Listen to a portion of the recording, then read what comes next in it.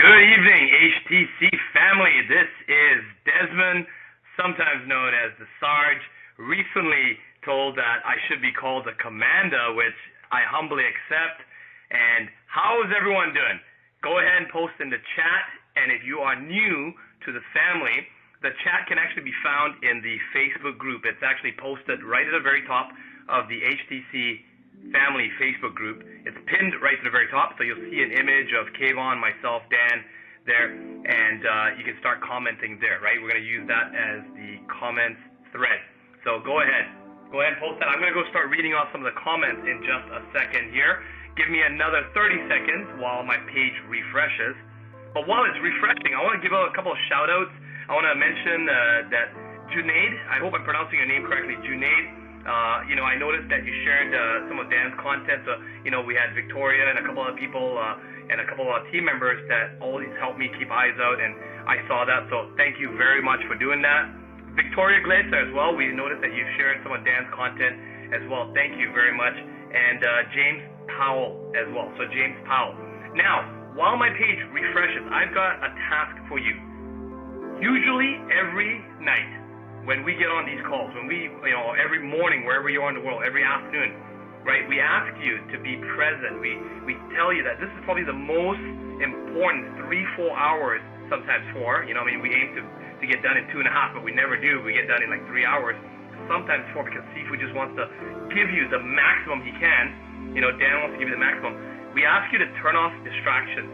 We ask you to close out your Facebook, except for the Facebook fan page where you are actually, the Facebook family group where you're actually posting a comment. We tell you to get off your phones and stop playing with Instagram and stop swiping your Tinder. We tell you to focus and learn and absorb this, right? But tonight, I want you to do me a favor. I want you to open up another tab on your browser, whether you're in Chrome, Firefox, Safari, whatever it is. Open up another tab and go to Dan Locke fan page. Go to his fan page, official fan page, okay? I want you just to leave that tab there open, because at the end of the night, when you're done the call, when you're done the training, I want you to just do us a favor. Go and write a simple review. Okay, click on the reviews and you'll see the 5 stars or the 4 stars. You want to go to click on the 5 stars, obviously, right? Not that I'm saying that you have to click on that. And give your honest, genuine review of how Dan has impacted your life. Just write something up, it can be short, it can be a fairly long review, but share from the heart, right? This last weekend, we were down in Costa Mesa in California, and we had the privilege of spending some time with some of the veteran HTC members, ones that have gone through the training, ones that have continued training with us, some of them who are even working with us, and it was a very, very special time, a very special dinner we had with them, because they just happened to be in the area, they happened to be at the event, so we a couple of key members decided to organize a very high luxury dinner all together, and we got to really spend a lot of time. But I did hear the chime there, so with that being said, Kayvon, are you in the house? That is me. I'm in the house. What's going on, everybody? Put in the comments. Let me know how you're feeling. Did you get any jet lag at all flying on the private jet, Kayvon? No, I don't have jet lag on the private jet. But I do have, I was saddened to get off the jet. I was, saddened to know that I won't be on one anytime soon. But I definitely don't have jet lag. I think Sifu will put us on another one very, very soon.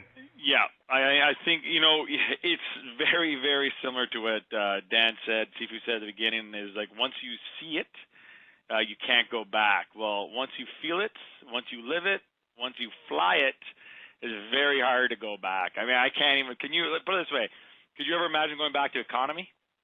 Absolutely not. And I'm not putting down anyone who's done economy. I mean, just even as close as a few months ago, I was flying economy. But once we've done this, absolutely not, right? I mean, when we were out shopping too as well, Kayvon, the pens, the cufflinks, the watches, right?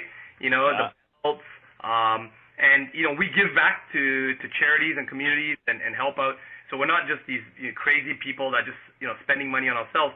But once you get to that level and you're eating that steak, you just can't go back to McDonald's anymore. You just can't go back to cheap, like food sold, just stuff that's really low quality stuff, right? from time to time we go eat at some crazy places, Kayvon. I think we eat at Sifu likes to eat at those like the dirty Chinese restaurants, which is his little hobby because that's the authentic Chinese stuff. But aside from that, once you eat the steak, you can't go back. That's true. Did you tell them about Sifu making fun of me in these places? So I just to be quite transparent with everyone, just to humanize myself, like I even still have hard time going into these big stores like Prada, Versace, Dolce Gabbana, like hell, like I don't even know what the cheapest thing is in there. It's in the hundreds of dollars. But yesterday when we're waiting to go back on the to come back to Vancouver, we went to the mall and Dan's like, I'm gonna go shop, and I'm like, great, I want to shop. I want to see how you shop, and it was pretty cool how you can just walk into those places, and whether that was because I was Dan or not, I just walked in with a different kind of energy, right? You kind of walk in with a little bit your chest a little bit higher. You're not coming in thinking like what I used to think, oh, I can't afford this stuff. It's more like I'm looking at it and going, not bad, and I saw a belt that I liked at one of the stores, and I'm like, okay, I got to try it on. And now I don't like spending my money on, believe it or not, like belts and cufflinks, and Desmond loves his pens. I mean, I'm okay with a $2 pen, but when I was trying the belt on, I had to take the belt I was wearing off, and I was so embarrassed. I was so embarrassed. I didn't want to put it like on the glass tables, and I definitely wasn't letting the salesperson hold it. So I kind of just ripped it off and dropped it on the ground, and the salesman picked it up, and I was like mortified. But then when Dan came over, he picked it up. He's like, "What the shit is this?" He goes, "What the hell is this, Kayvon? You cannot wear that." And I was like, I know. And needless to say, I walked out with a new belt. So that was kind of fun, going outside my comfort zone there a little bit, buying a belt that I would never usually tend to buy. I know Desmond, he loves his pens. He can tell you about the pen story. Yeah, so Sifu and Jenny have loved to bug me about, I love my Mont Blanc pens, and I've been chasing a couple of pens for a while. This is a special treat I do for myself, right? I don't buy pens every single day. And the Mont Blanc store that we have here in Vancouver recently closed down. So in our last trip, one of the last trips that we did a couple of months ago in Atlanta, you guys heard the story about how, I was trying to process the payment, and for some reason, Murphy's Law, I was getting blocked with the fraud thing and whatnot, and I almost missed my flight. So I had to give up getting a pen to treat myself that I really liked. Well, on this trip, I go shopping at this mall called South Coast Plaza. If you guys research it, it's a very, very high-end mall. It's like being in Rodeo Drive. I'm there with Jenny, and we walk by the Mont Blanc store. So Jenny goes, "Hey, Desmond, go over to the Mont Blanc store. Go take a look at pens." And one thing led to another, and me going back to that Mont Blanc store 3 times over 3 days.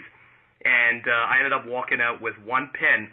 But what I also ended up doing was, for a while now, I've been wanting to give Sifu a present, and I mean, he doesn't use the pens as much as I do, and his father-in-law gave him a Mont Blanc pen as well, but I really wanted to give him something super special, so I was purposely getting Jenny to look at the pens and get her to kind of give me ideas of what she liked, or what Dan might like, and eventually on the very last day before we left, I brought Dan into the store, and I bought him this pen, but I'll let Sifu tell that story about that one-off piece that he's got, which is very, very suiting to him, and it was just a really good feeling to be able to do that and give back to Dan, because he gives me so much.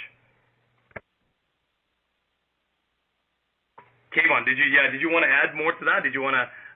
No. I mean, it was just, I think, just the overall story behind the story is that me and Desmond both, right? We started off where you were, and it wasn't like as Desmond alluded to. It was 6 months ago he was flying economy. 4 months ago he was flying economy. I was flying economy 4 months ago. And 4 months later, we're flying, in a private friggin' jet. And it's the same thing as with what you have in front of you right now. What you have in front of you right now is, it doesn't take a year to be a closer. It doesn't take 6 months to be a closer. I literally did it within a month and a half. I started earning big dollars, and 2 weeks from now, you're going to have everything you need to go do that. So at that point, I'll tell you, it's just when I walked in to the store, as in when Desmond bought that pen, it was a decision. And when you make that decision, you just follow through with it, and you got to wear that cape. without further ado, I did hear the chime. The one, the only, the king of high ticket sales, the man of the hour, or the 4 hours we're going to have tonight, Dan Locke. Thank you, Kevon. Are you talking about the pen that Desmond bought? We probably talked about the pen and then how you were making fun of my belt. And Well, but now you have a nice belt. now I have a nice belt. You do have a nice belt. It's a really nice. Very, very stylish. He's very stylish, right? He's got a lot of good style.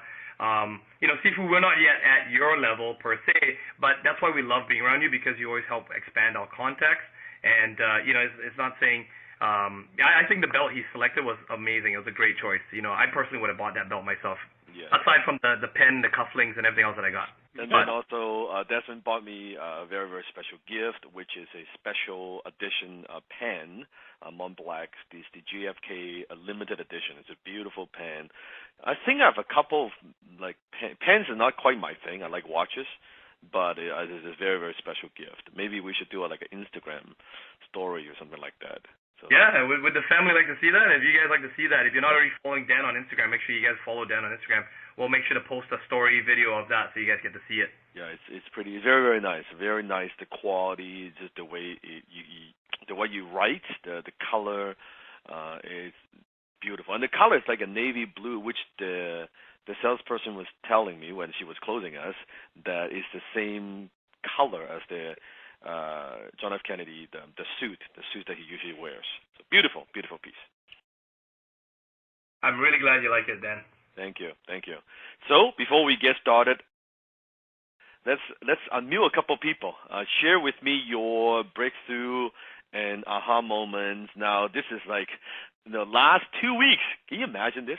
Holy shit, time flies. That everything that we've learned, especially from last week. We have handling objections, and then now we've been role-playing some time. I want to hear what you have learned and what's the most impactful for you so far. All right, Dan. So the hands are coming up right now. I'm seeing Aaron D'Souza in Vancouver, our own hometown. Aaron, go ahead. You're unmuted. Hey, Aaron. Hello, Dan. Yes. Hi. Yeah. So I guess the biggest lesson from this week was being able to put everything all into one big structure.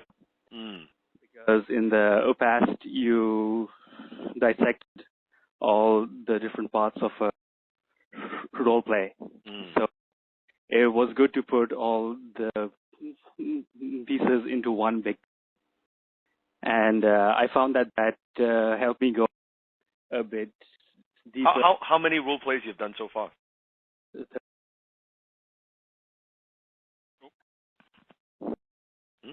You lost Aaron? Hello? Around 30. 30, okay, that's good. And about each one is about 30 minutes, an hour? Yeah, so we usually change, right? So for the first half, I'm the closer, and then for the second half, the other person is the closer. So very, very good, very good. Now, Aaron, what I want you to do after tonight's class, I want you to ramp that up even a bit more, because the last 2 weeks for everybody, same thing. Whatever, how many amount of role play you're doing, you should be upping that, right? Because now it's like the finish line, right? So correct. Definitely block all the time and do more role play. Sounds good. I just want to mention that I actually know Aaron quite well. Aaron has been watching us. Aaron actually ran the Vancouver Toastmasters Club for a long time, and he's several successful businesses himself. So I was really happy when Aaron reached out to me and said he was interested in getting into the course. Very nice. So, very nice. Nice. When I heard that voice, I was like, I know that voice. Yeah, it was funny that I was sitting 2 seats away from Kevon at your TED Talk. The same, actually, the same talk that I saw you the very first time, Aaron, was two seats beside me. Wow. And now you guys are in a class together. Imagine this. Oh, so good. It's so good. Awesome. Thank you. Thanks, Dan. All right, Dan. So let's bring out the next person here. We've got Kevin Yee from Los Angeles, California, right where we were just recently. Where we were. Kevin. Hey. You're unmuted. Hey, Dan. Yes, we can hear you, Kevin. Perfect. One of my biggest, I feel like all these weeks are really, I feel the benefits of all the immersion and stuff. And one of the biggest things in my life is that I stopped tolerating a lot of bullshit people, and I feel like my inner Ruby is like coming out with all my relationships right now. Mm-hmm. So are you cutting off some of these bad relationship, toxic people from your life, getting rid of them? Yeah, I just noticed myself getting so much more polarizing, which, I never like this girl I was dating. I told her, she asked if she was a distraction, and I was just really straight up. I was like, yes, you aren't on my focus board. You aren't like, this is not a relationship is not my focus. Mm. I wanna do other things in life and run a business and sell. Mm. Yeah. And what about in terms of clarity, in terms of your vision? Share that with me a little bit. What's your goal? My goal. Mm-hmm. So one of my biggest personal goals is actually take my mom's side back to China and Hawaii, because they sacrificed so much for me, and I really want to do that. So I want to make at least 30,000 through that. I can relate to that. Absolutely, I can relate to that. And so 30,000 is what it takes for you to do that for your mom.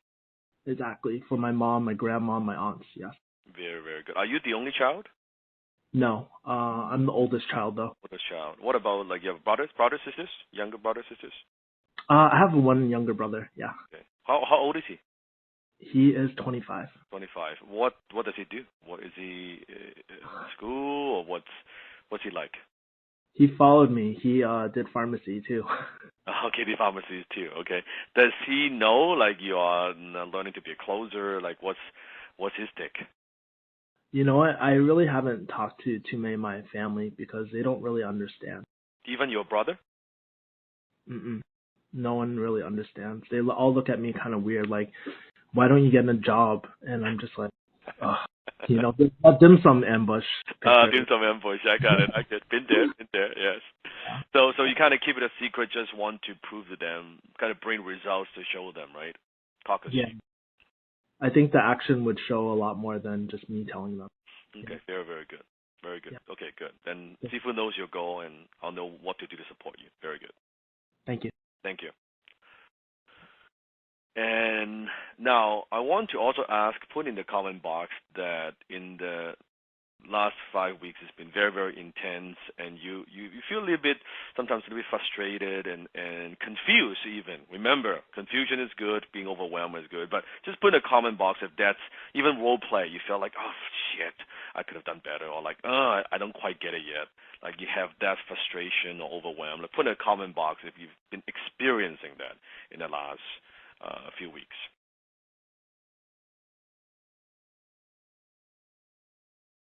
Okay.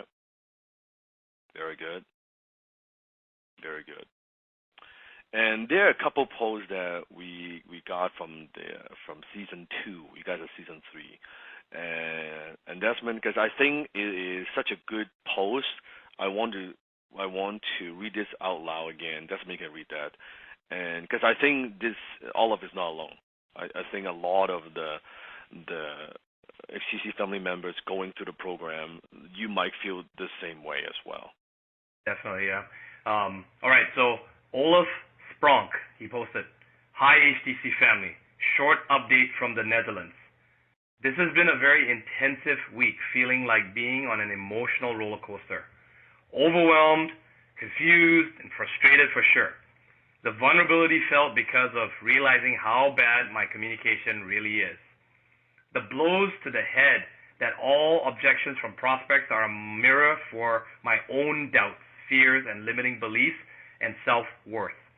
I hit a low point in the middle of the week where I felt like shit, feeling very incompetent, but knowing now I have to push through. Going through, I felt deep down the potential power of this, especially when I'm implementing it on a daily conversations, private and personal. It feels like a veil is removed, and like Dan says, the matrix is showing, and you see through the veneer, that people put up. I can't wait to see where all of this is going. This has been the best investment ever. I love you pushing me, Dan. I feel like you're constantly looking over my shoulder in a good way. Awesome. Thank you for all the support and time you make available to help and push me. Put in the comment box if you could relate to Olive. You feel similar, you experience similar emotions and feelings as well. And it is very, very normal. You have to understand that I am teaching you what would took me over a decade to learn. I'm compressing literally decades into days, giving you a very high level type of selling. I mean, coming back from on the private jet, Kiva and I would talk about this. This is very, very high level type closing that I'm teaching you. It is not a beginner thing, right, Kevon? No, yeah, we talked about that. Again, with all the years of sales experience I've had, all the books I've read, not written, all the books and all the podcasts I've heard, all the audios, I've never seen this type of stuff till when I saw Dan. So on the one hand, what's amazing is it works and it's powerful.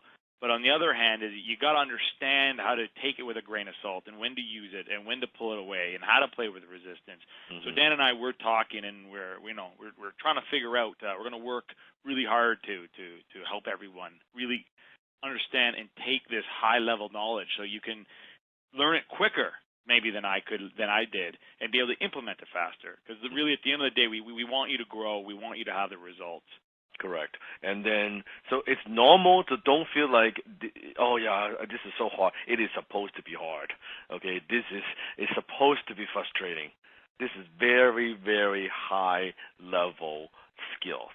Very high level skill. The good news is, all you have to do is just focus on getting a little bit better. I don't need you to get this whole thing overnight. And you can even comment below if you are from season 1, season 2. We have the HTC graduates. They're going through this the second and third time. They're still fucking overwhelmed. Okay, put in the comment box. So it is normal. It is normal. Here's another one from Cheryl from before. Again, same thing. Oh my gosh, I'm so mad, glad, sad, frustrated, scared, generally pissed off about it. But fuck that. I will take possession of my new life. Geez, right? Well, back to the videos on number 9. So it is very, very normal. Understand this, that success, write this down, it's not built on success. It is built on failure. It is built on frustration. Success is not built on success. It's built on failure. It's built on frustration. It's easy to be successful when things are easy and things are trending up and you're just riding the wave. That's one thing. But it's much, much more difficult to be successful when things is not going your way. It's going a little bit against you. And how do you overcome that? And my whole life, maybe except the initial beginning when the internet was booming, I ride a little bit of the wave.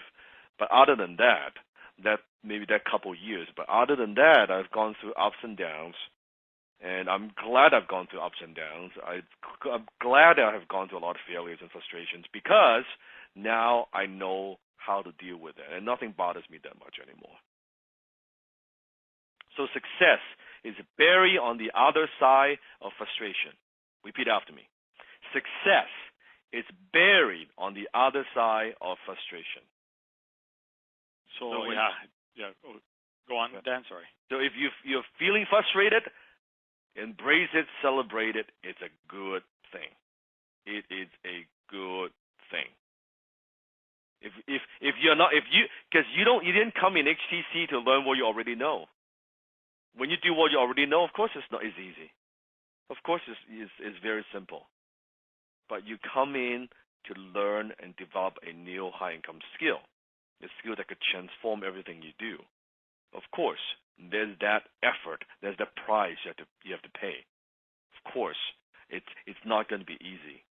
But just look at the growth that you've had. I want you to kind of think back.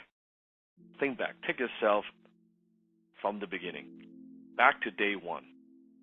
Just the day when you decided to join HTC. I want you to think of the you back then. Think about it.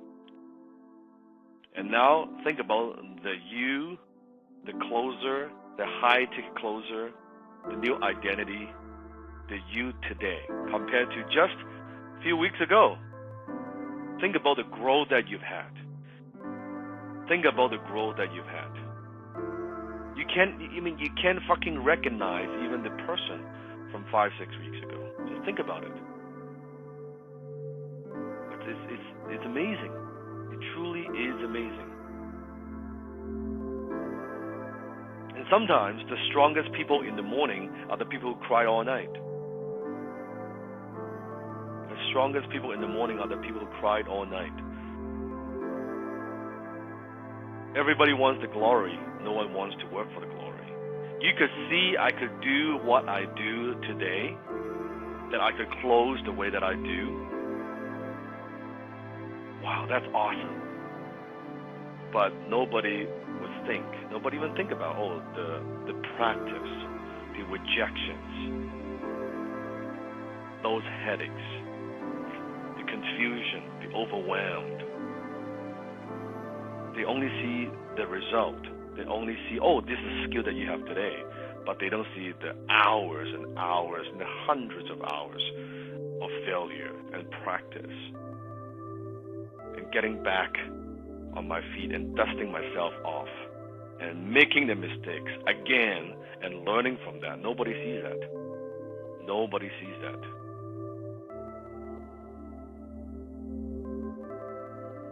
He's another one, and I know Desmond, this one, is a very, very, of course. Now, the after is a phenomenal story, but you can tell the story. I'll let you tell the story. Yeah, definitely. We all know Payman very well, yep. And but this is at that time, right? He says, "Okay, guys, another confession. It is past midnight here, and I'm sitting on my sofa in an absolute darkness, viewing to Lonsdale Quay and downtown, thinking about the week 5 session. It's going like a flashback slides on the back of my mind. I cannot sleep and feeling overwhelmed and worried again. How can I become good at this and succeed? I know, probably advice will come saying that I should not think too much and just do the role plays, implementing techniques that we're already learning. But after today's session, I felt too small and incompetent and empty. Thinking if these stuff are real, then what the fuck I was doing, during these past 47 years. I'm thinking about my son who is 7 now and how much bullshit he has to take at school from all the average people there. And in the best case scenario, he will become an average citizen. Can I go through this transformation successfully that I can rescue rest of my life as well as the future of my son? Oh man. And Payman today, probably more than anybody else, he's a different man. He is a different man. He is a different father. Just a different man. Now I'm going to teach you what I believe is the number one key to master your mindset. And I've taught you many, many things when it comes to mindset, when it comes to thinking abundantly, thinking abundance versus scarcity. But this piece, I believe, is the most important. And that is this. You are not your fucking thought. You are not your thought. Don't believe a thought that you think. We'll let that sink in a bit. You are not your thought. Don't believe a thought that you think. What do I mean by that? What does Sifu mean by that? Put in a comment box. What does this mean? What do I mean by that?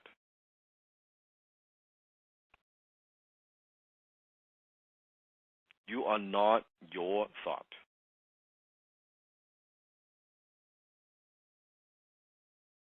It's fictional, Aaron's saying. What do I mean? You're not your thought. The problem is most people, they don't know how to differentiate the different types of thoughts that you have coming from different place, different part of your brain. Most of the thoughts that you have are nothing more than programming. Like a computer. You turn on a computer, it runs a certain program. It's the programming you've been running for the last 20, 30, 40, 50 years of your life. It's the same programming. And the programming comes from other people. Could be from your parents, could be from your siblings, could be from TV, could be from society, could be from so many different sources. But someone instilled that piece of software, that program in your brain, and you run it day to day, believe that's you, when that is not you. It is just a program. It is just a program. And that's why I love the matrix metaphor, that people living day to day plug into the matrix, and they thought that's life.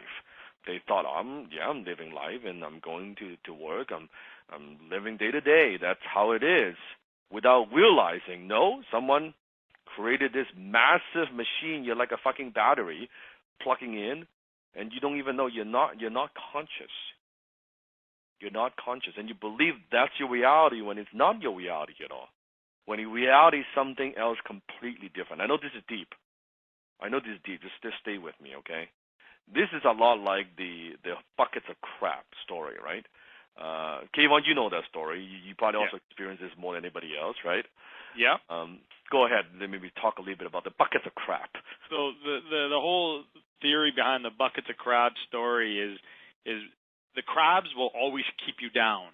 Those haters will keep you down. Your family members, your friends that you think that love you, that you think that they're trying to have their best for you, they will actually keep you down. And the moment you decide, you always hear me say opening up that door, the moment you decide to even take that 1 foot out that door, or in this case, the crab tries to climb out of the bucket, all the crabs will come down and literally pull the crab from the top of the bucket down to the bottom, continuously pulling them down to the bottom to the point where the crab gives up. Now, metaphorically speaking, giving up means accepting their fate, meaning coming up with things like Dan was talking about, thoughts saying, well, it's not meant for me, or I was born with poor circumstances, or I just don't have the environment to allow myself to have that greatness. It's the crabs are sucking you in. So the question is, who are the crabs in your life? And there may be more than one. Well, there's many. Oh, there's a bunch of them. Put in the comment box. There's some crab people in your life. So some crab people in your life. Now, sometimes the crab people, they disguise themselves. They disguise themselves as someone who has good intention. They don't want to see you get hurt. They don't want to see you take a risk. They don't want to see you fail.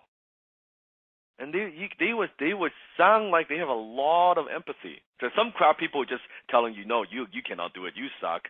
You'll never make it. You have those people, pretty obvious. But those are not the most dangerous ones. Yeah, I was going to say that. Those are easy. Those are easy. Those are really easy. The most dangerous ones are, Dan.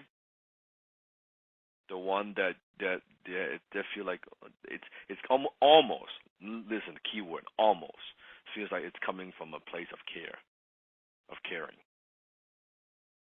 When it's not. Okay, Kayvon has like the family members, right? I mean, siblings, relatives, right? As much as I love my mother, she was the biggest crab ever. And I still love my mother, but I can't listen to her. And this is, remember we said, is the most dangerous. Is, oh, Kayvon, honey, I love you. You don't have to work so hard. You are so happy. Why don't you just be happy? What the fuck? I do not need to hear that. Oh, we worry about. You don't need to worry about. I'm worrying about myself. I need you to keep pushing me and telling me not to give up. Don't tell me to give up. But it's hard because it's your mother. It's like for me as the youngest son, you can imagine the relationship I have with my mother. I love my mother, but I'll tell you, and Dan, I have to say this. I was just literally talking to one of my best friends before we got off the phone. Haven't talked to him in a long time, like over a year and a half. Why? Why haven't I talked to him in a long time? Because we were not on the same page. He's still my best friend, but we were not living the same life. I didn't want to talk to him. Talking to him would be a crab. There would be a crab moment. I didn't need to hear it. And needless to say, when he was, we get to, how your family, and I said, he asked me, hey, how's your family? And I said, honestly, man, I love my family, and I truly do love my family. But at some point, I have to let go. I can't worry about them. I can't worry about every day what my parents think or what my dad thinks or how my sisters are, because it literally held me back for so many years. And I gave myself the permission. This is the most important thing here. This is what you need. Write this down if you are feeling anything I'm saying. If you know your family's holding you back today, you need to give yourself the permission to love from a distance. Meaning it's okay to love them, but you can't be close to them today. You have to separate. You have to separate yourself from mommy, from daddy, from your sister, whatever whatever the sibling is that you know is holding you back. You will come back one day. The love will be there, but today you have to love them from a distance. Well said. I think that's very well said. And if you want to help your family, you want to pull them out of the bucket, but first, you got to first get out of that box first. You got to get out of the bucket. You can't help nobody if you're stuck and they pull you down, right? So love them from a distance. I think that's a very, very, very powerful insight. That you get out of there first. You become the role model. You become the success. You become the beacon. You become the light, so you can lit up other people. Otherwise, it's just you pulling them down, them pulling you down, and nobody goes anywhere. So at first, knowing that sometimes in life, if you truly want to help them, you have to be incredibly selfish so you can be incredibly generous, especially the Wonder Woman, the ladies in HTC. I'm talking to you. Sometimes you have to be incredibly selfish so you can be incredibly generous. Dan, just before you move on here, I just want to add, because I know we haven't talked about this yet, this formula I have. And we talked about it in the first class, was write this formula down. It's I plus T plus A equals your results. Your influences plus your thoughts, which Dan was telling about before, plus your actions equal your results. And it all starts with your influences, which is the I. Who is the influence in your life telling you cannot do it, or the ones that are telling you you're worried about it? You change that first, because what you think about becomes what you do. If you're thinking about, we had the dream board, and when someone had a dream board and they put, I think they said, not to be in debt ever again. That's the wrong thing, because what are you thinking about? The first thing you're thinking about is being in debt. So all you're doing is being in debt. So what are you going to do? How are you going to act? How are you going to operate? Your actions are going to be like someone in debt. And what are your results going to be? Being in debt. It all starts with your environment. Change your environment, you change your life. That's very well said. So get out of that bucket first. Save yourself before you try to save others. Save yourself. Get out of that environment first. Be strong. Because when you're strong, when you're truly strong, you can lift up a lot of people. But when you're weak, when they pull you down, they drag you down. If you don't have that strong belief, it's very easy to be affected by other people. But when you have that strong mentality, when you have the skill, when you have the results, then now you can pull other people along. You can pull other people along. No different than I'm pulling you guys along. Okay? It's no different, right? Sometimes I have to drag you a bit. I have to kick you a bit. I have to pull you a bit. Yes, but I have enough strength and ability to do that. If I try to do this 10, 12 years ago, 15 years ago, it won't work. it would not work. Does that make sense? So you can make a decision to get out of the fucking bucket. Don't let the negative people and naysayers pull you back. If you have a dream and you truly, truly want to accomplish, then you go for it and you don't give in to the crowd's opinion. Because unconventional wisdom is almost always wrong. So you have that desire inside. You follow it. You don't care too much what other people think. And they try to drag you back. You don't even talk about it. You don't even waste time. Just put your head down and say, you know what, I'm just going to keep moving forward. You keep taking that action. Kind of like this cartoon here. You know what, this mediocre life really isn't working out for me anymore. So, goodbye. What? All your crap friends, relatives. You can't just do that. Oh, actually, yes, I can. And you could. You can make the decision, say, you know what, goodbye. I'm out of here. Ain't going to waste time with this. And get this, and listen to Sifu. The closer you are to your breakthrough, the more negative people around you will react. I'll say that again. The closer you are to your breakthrough, the more negative people around you will react. In fact, maybe you've already experienced a little bit of this in the last 5-6 weeks. I don't know. Put in the comment box. As you're growing, suddenly you find out that the people around you, they're getting more negative. They're getting more negative towards your growth, towards your change. What happened to you, man? Right? Just think about it. Why is that? Why is that? Why is that? Because they are the crabs in the buckets. As they could see, if you're like stuck there, down there in the bucket with them, that's okay. But buddy, what the fuck? You're climbing out? Why are you climbing out? Let me pull you down. Right? Let me throw some negativity your way. Make sure you don't get out. I don't want you to get out. I don't want you to get out there. I'm stuck in this bucket. Hell no. I want you to be down here with me. I don't want you to get out. And you'll notice that. The closer you're to your breakthrough, the more negative people around you will react.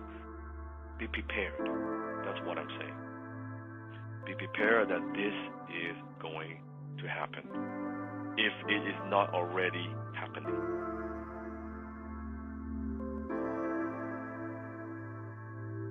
I'll talk a little bit about the lower self versus the high, ticket closer self, or the higher self. You and I, we have a lower self, and we have a higher self. This is what I mean by don't believe a thought that you think. So what is the lower self? The lower self is the creative center of our negative attitudes, feelings towards self and others, arising of our egocentric separateness from the totality of life. It is our defense against pain. Listen to this. It is our defense against pain, our numbness to feelings, our disconnection from ourselves and from other people. And it is the negativity we act out as a result of this numbness.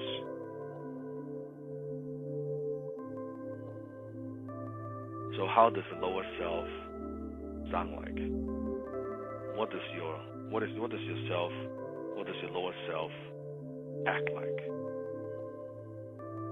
Your lower self might say something like this. See if this sounds familiar. I can't.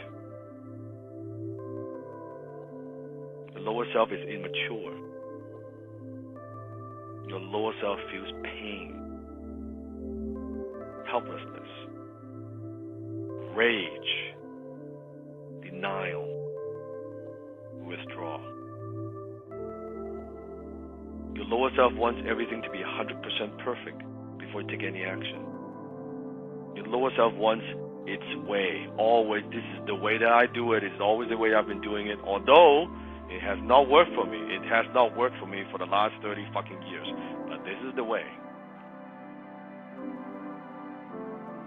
Your lower self feels rejected, that you cannot win.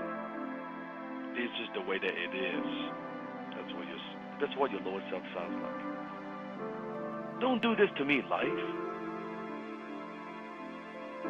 Your lower self likes to rationalize, full of excuses. Well, rationalize. Sorry, I gotta add to this. Well, at least I have a house over my head, and I have food on the table. I should be proud of that. That's good. That's good. I live in North America, or wherever I live, but I should just be worried. I should just be happy with just a house and some food. They rationalize. Oh, I have a nice job. I've had this job for many, many years. I got great friends there. We have great water breaks. The water break, talking about average conversations. And also a lot of lower self, a lot of shoulds. I should do this. Yeah, I should go on Discord and we'll play. I should watch 10 videos. I should do the assignment. I should do this. I should do that. Lower self also like to have a lot of false conclusions. You see this on social media a lot. I get this a lot. Right? Haters, lower self. It's like Instagram. They read what the other day, I think Desmond was asking me an Instagram question because we were collecting questions, and someone was taking one of my quotes, and they thought, no, I don't agree with that. I think it's this. I think it's that, and whatever it is. It's false conclusion. Dude, you've read one fucking post, one quote from me, and they feel like they've got everything I do figured out. They know everything about me, right? That's a false conclusion. That's a false conclusion. All this doesn't work. This doesn't work. Well, have you tried? No. How do you know? Oh, I just know this doesn't work. That's the lower self, right? We also have like the funniest story. What is it? Definitely, you must have some. The haters. What else? I can't think of, because I don't save those in my mind. So I can't think of too many. You're talking about the haters? Yeah, the haters on Facebook. What is it? Even on YouTube and stuff, the ones that they post, they talk about you have like the rented car. Oh yeah, I rent the Bentley for a day, right?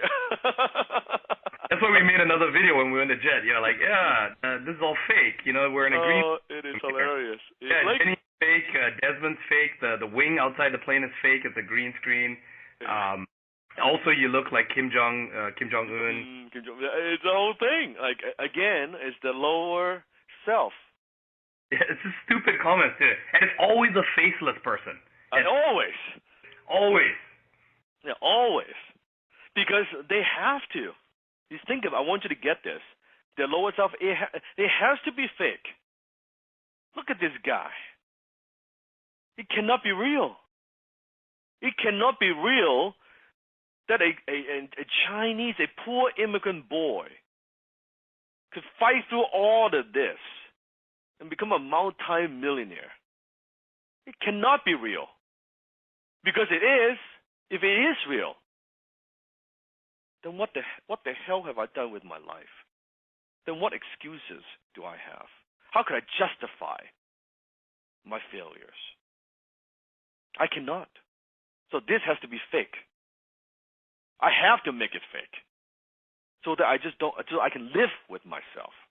You getting this? Also, lower self has impossible standards. I'm talking to the emerald. Impossible standards. Perfectionist. Will make every fucking thing perfect before you do anything. You gotta have everything figured out in your mind before you take any action. I'm also talking to ladies. The impossible standards. Why do you set those impossible standards? So that you don't have to take action. So you won't fail. You don't even try. Well, I'm not gonna do all that. That's impossible. I can't close like Dan. Well, forget it. I can't ask those questions. I cannot go deep. Yeah, I cannot bring up the money thing. I'm afraid to ask for big money. I cannot do that. It's impossible. So you don't even try. Lower self also blocks pains. Here's the thing. This is a big one. It blocks pains by freezing feelings. Numb.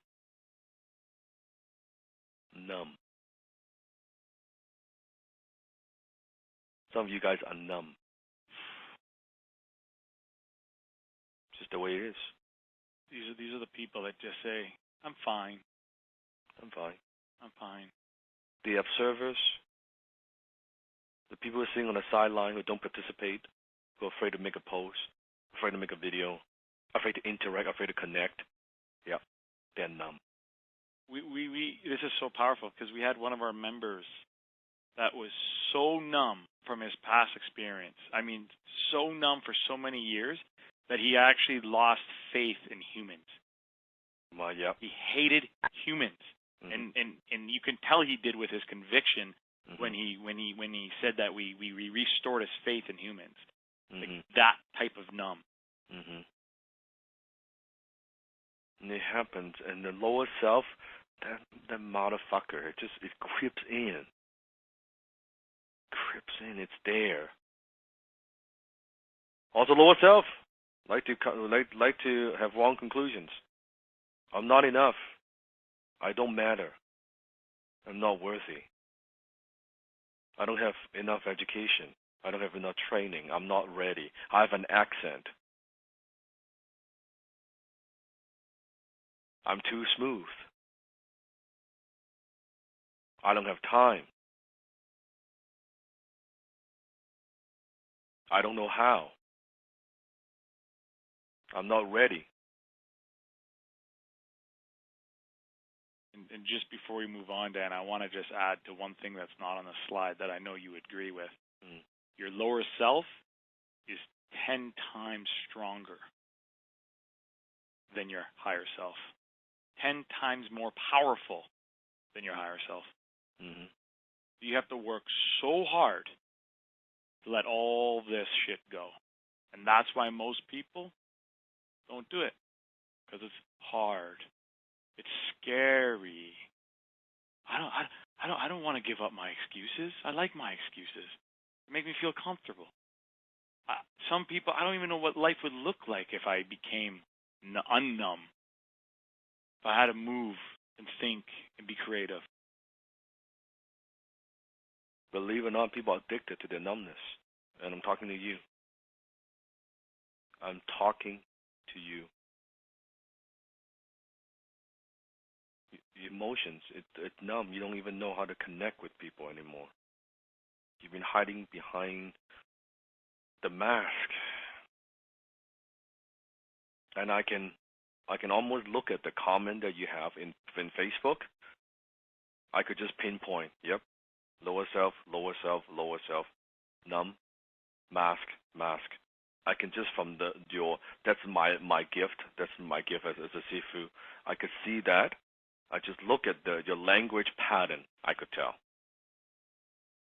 And some of you guys, I'm not just talking about the ones that may be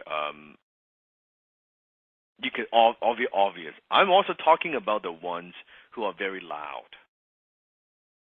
Mm-hmm. You know who you are. Who is very loud. You make a lot of posts. You want to sound positive.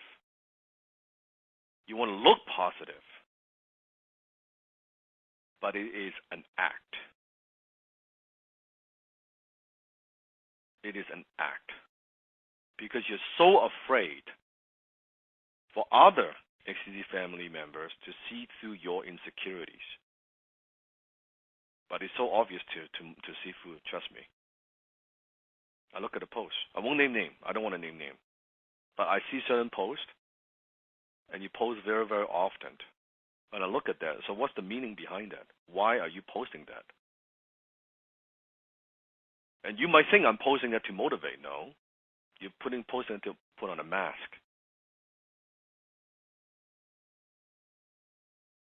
And I know this is tough love. It's very deep. This is very, very deep. I'm having a very deep conversation with you. But it's very, very important because you get this peace, you get the lower self or higher self, you get this peace, your whole fucking life will change. This is probably the most important piece that I could teach you in HTC. Beyond that, just closing, beyond the techniques and beyond all that, how to get influencers, I'm going to get into all the technical, the tactics, how to do that. You get more than you need. But if you don't get this peace, if you don't get this peace, it won't work. It won't work. So here's how the lower self vicious cycle is like. And I know I can already sense maybe some of you are crying right now. I can feel the tears. It's painful.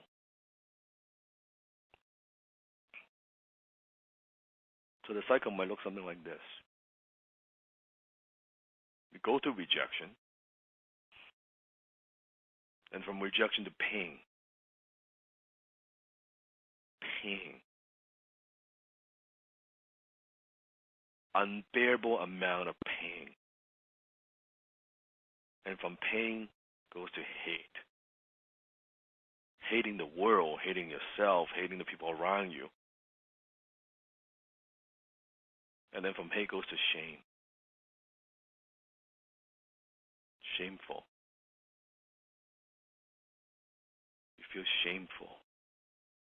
And then to guilt. Guilty.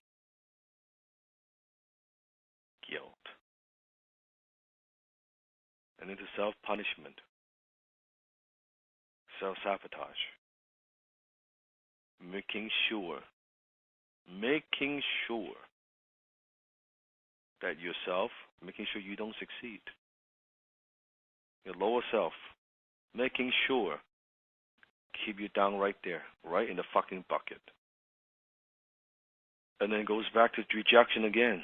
Pain, hate, shame, guilt, self-punishment.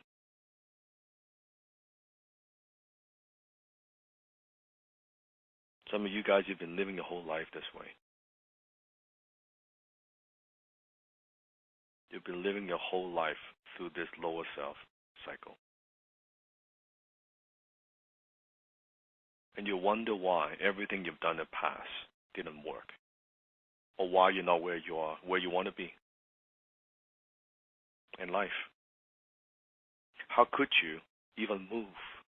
How could you do anything? How could you accomplish anything when this is what's going on mentally?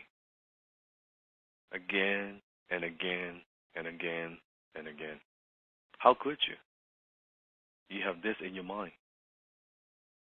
And ask yourself, be very, very honest.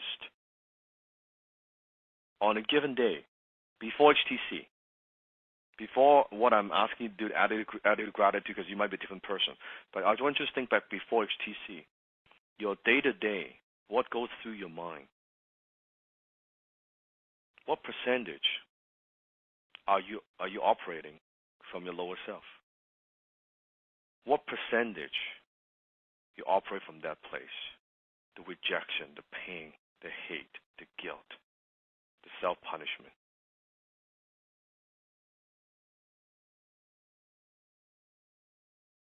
And you've been living your whole, all these years you're on the planet Earth. You've been living your life in this way.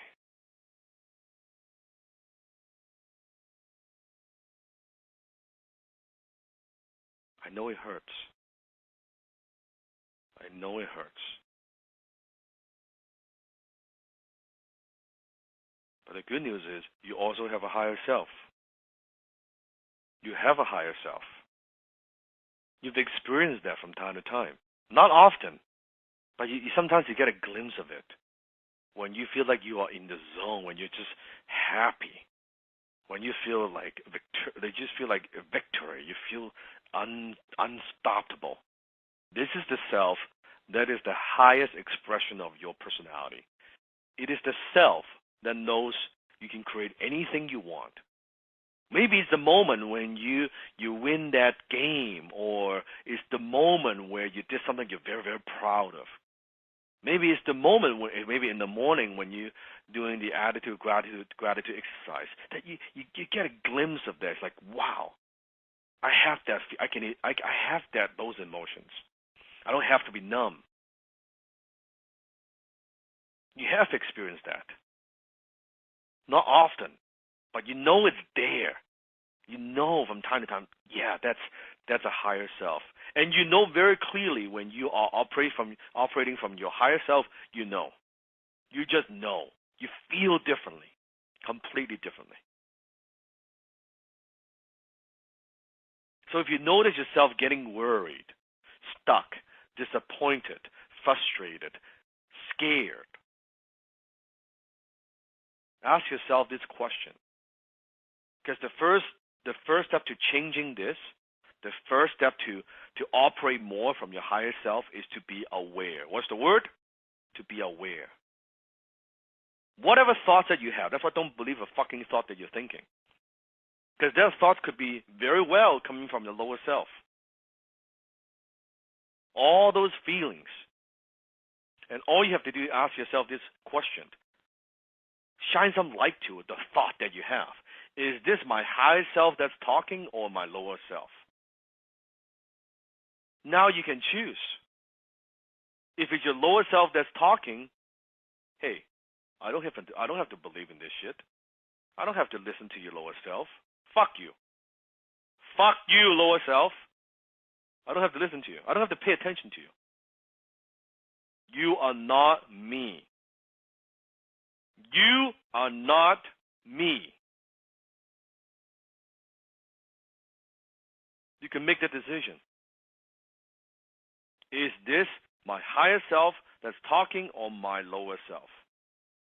Also, how many of you notice if you're doing the creed in the morning, when you're reading it out loud, guess when you're reading out loud, when you're at that state, when you have the attitude, where are you operating from? Are you operating from your lower self, or when you're reading the creed, you feel the joy, you feel the excitement, you feel the confidence, or you're operating from your higher self? Put in the chat box.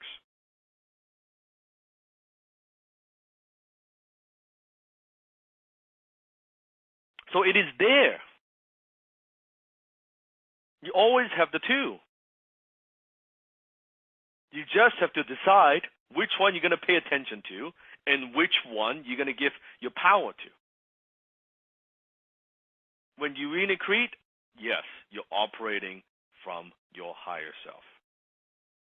And not because Sifu gives you the higher self. I didn't give you the higher self.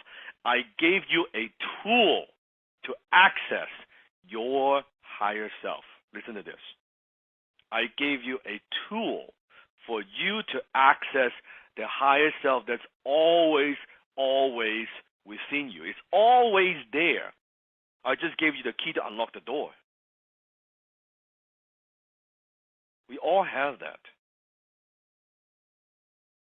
Dan, I just want to add that I can't guarantee you're going to get all your closes, but I can guarantee you that you'll never close if you're in your lower self. That I can guarantee. Correct. And you can activate that. There are many ways you can activate that. Getting support from the XCC family, you can activate. When you're confused, getting help, like, oh, I'm not sure if I can do this. You make a post.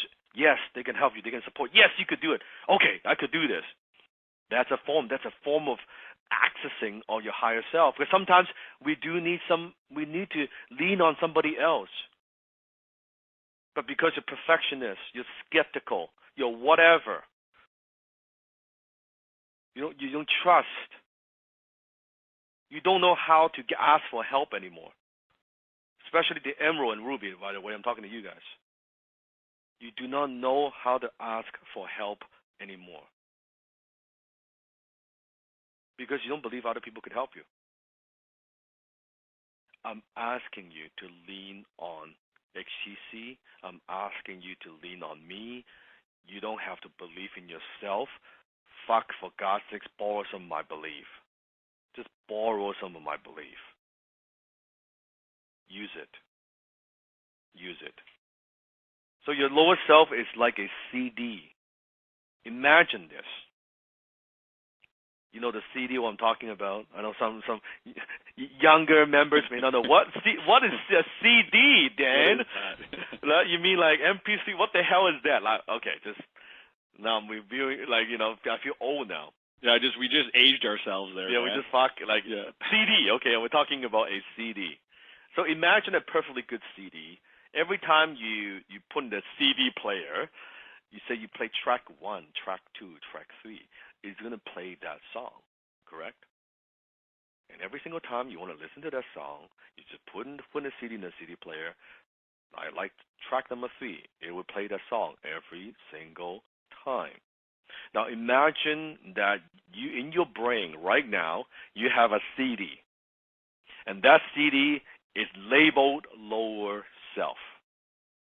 You have the lower self CD playing all fucking day, every minute in your brain, all day, every day for years. You have that, believe me. It's playing there all the time. Even while you're sleeping, it's playing. It is there. So let me ask you this.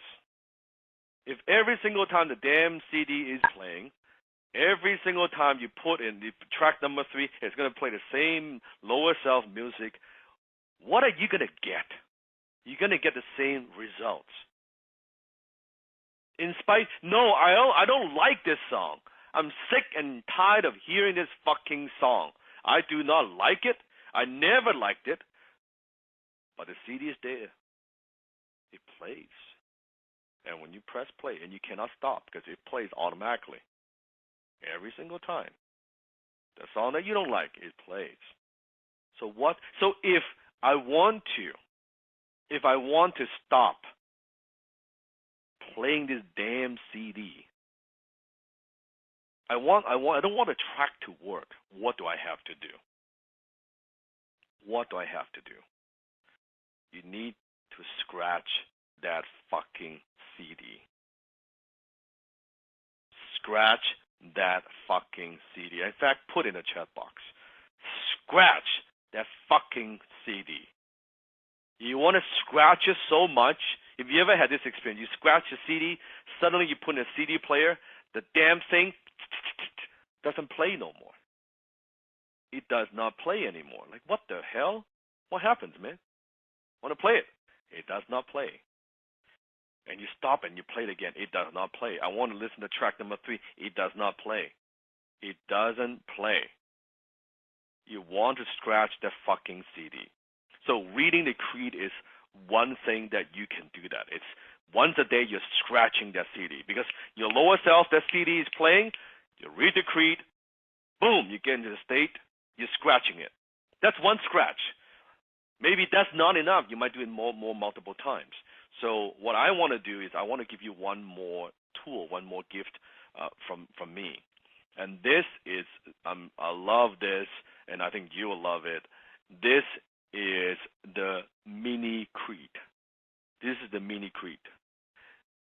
This is something that you can upload to your phone. Let me ask you this question. How many times you look at your cell phone every day? How many times you look at your cell phone every day? Maybe it's 10, maybe it's 20, maybe it's 30, maybe it's 50 times. I'm going to give you two versions. You have the iPhone version and you have the Android version. I'm going to upload to Facebook, and you can download that. It's just my gift to you. Now, every single time throughout the day, you're scratching that fucking CD. It's a mini creed. As you read it, you can read it out loud, or you can read it mentally in your mind. You go through this. I am committed to my results. I make no excuses. I take massive action. I do whatever it takes. I strive for excellence. I think in abundance, not scarcity, and I am a high-ticket closer. Imagine every single time you look at your phone, you scratch that fucking CD. And you do that 20, 30, 50 times a day. You have a negative thought, you have overwhelmed, mini creed. You scratch the fucking CD. Oh, man, I'm disappointed. Look at the phone, boom, you scratch that CD again. Before you know it, the CD is so fucking messed up. Your lower self is so messed up. you literally rewind your brain that CD doesn't play anymore. It just doesn't play. You scratch it so much. You like this gift? Do you like this? Victoria saying, make it your home screen. Yes. Emma has that on right on the phone. Looks awesome. So that's just my gift to you. Use it. Besides your creed, use it on your phone. I think it's one of the most powerful tool that I could give you to activate your higher self. You do that too, and combine it with everything I teach you, the attitude, gratitude, the creed, everything that I teach you. You do this, you won't even recognize. Where the fuck is my lower self? Come on, man. Where are you? Where the fuck are you, man? The key is, you said just before that, is if you do this, you have to do it. It's not like it doesn't. It could sit there at on your phone, and it will not do anything unless you actually do it. Read it, feel it, live it. Yes.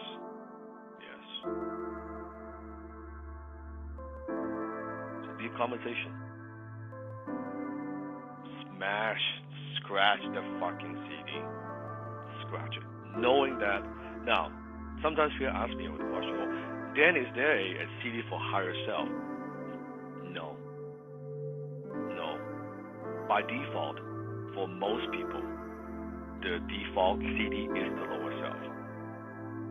Because that's the programming that majority of society, that's the programming you grow up with. The fucked up thing is someone actually chose all those songs for you. You didn't choose it. They chose all their songs.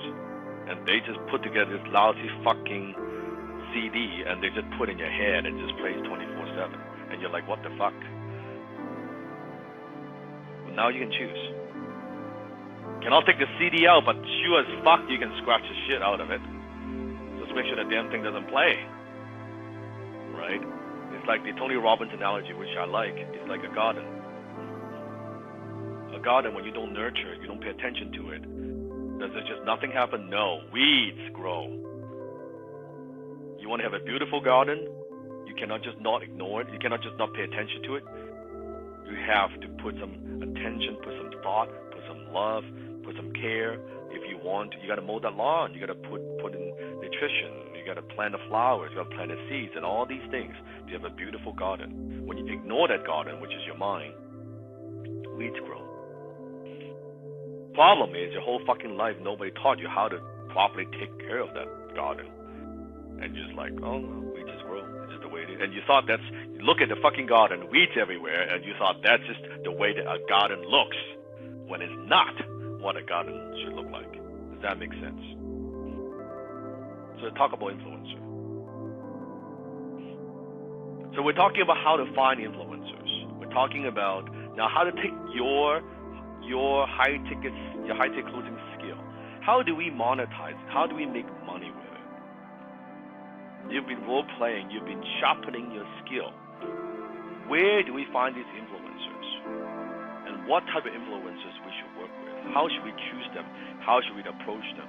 This is what we're going to focus on today. So secret number 1. Influencers you bought from before or you've known in the past. This is kind of the warm market that you know.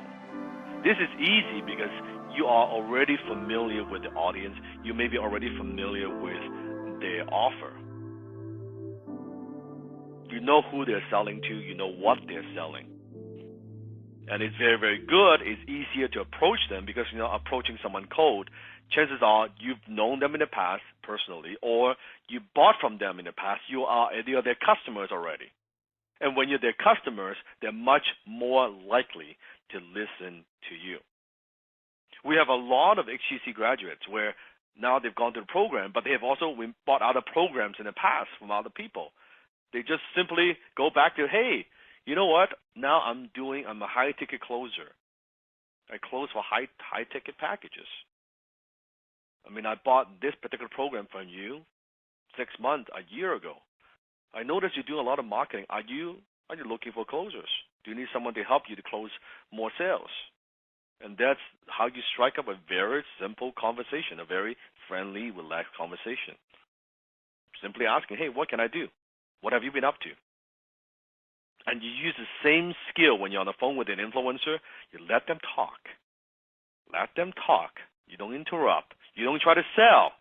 You ask them, exactly what do you need, right? How can I add value to what you do?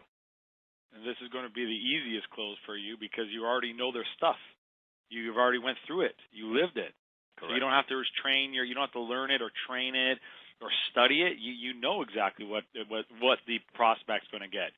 You know how they're going to feel. You can speak from that place of conviction and that confidence. You can have empathy because you went through it.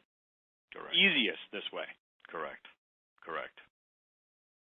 So that's a very good first place to look. Influencers you bought from in the past and you've known in the past. Maybe you've met some of them at some kind of events, maybe online. And then second, think about who do you know that might have access to influencers. We also have a lot of HTC grads where they're thinking about, okay, you know what? I think I have a friend of mine who actually used to work with a certain influencer. He's doing digital marketing for that influencer. Let me connect with him and see if that influencer needs closers. We have a lot of those. So I want you to put on your thinking, put on a thinking cap. Because you could be on their list. Maybe you follow their work, you follow them on social media. What I want you to do is I want you to make a list of 30 to 50 of these influencers. Do not try to sell them, please. I mean, that's a big mistake, a very common mistake I can see a lot of new graduates make, right? They try to sell them because they're desperate, and they try to, do the same thing what I've been teaching you. Ask questions. Add value. Be calm. Relax. It's okay. You're talking a lot of them. It's okay, right? So think about who do you know right now, or who have you bought from in the past? Who can you contact? Think about it. I just really want to add to point 2 there because I feel like, but I don't know. I don't have a list of 30 or 50 influencers. I don't even have 1 or 2. I want you to, after this call, I want you to go into your email box and I want you to go under the promotion. And I guarantee you there is over 30 people promoting to you that you've went into their email list at some point, at some time. They're influencers. Mm-hmm. The list is right there. Sometimes what we're looking for is right in front of us, and we can't see it. And we try to go way beyond it for no reason. It's right in front of you. That's correct. And then secret number 2, how to find influencers, live events. Live events. I believe the best way to find an influencer, I think, is through live event. Secondary, yes, is I'm going to teach you all the LinkedIn, Facebook strategy, but live event is the best. Why? Desmond's very good at it. Kayvon's very good at it. Now, why do we like live events so much? You guys go ahead, comment.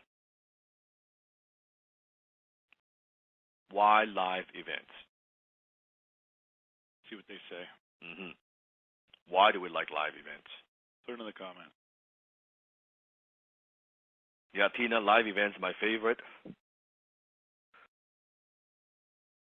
So why live? Immersion is more personal, it's fun, yes. Face-to-face, yes. Face-to-face, yep. Matt, definitely live interaction. I'm going to go a little bit deeper, okay?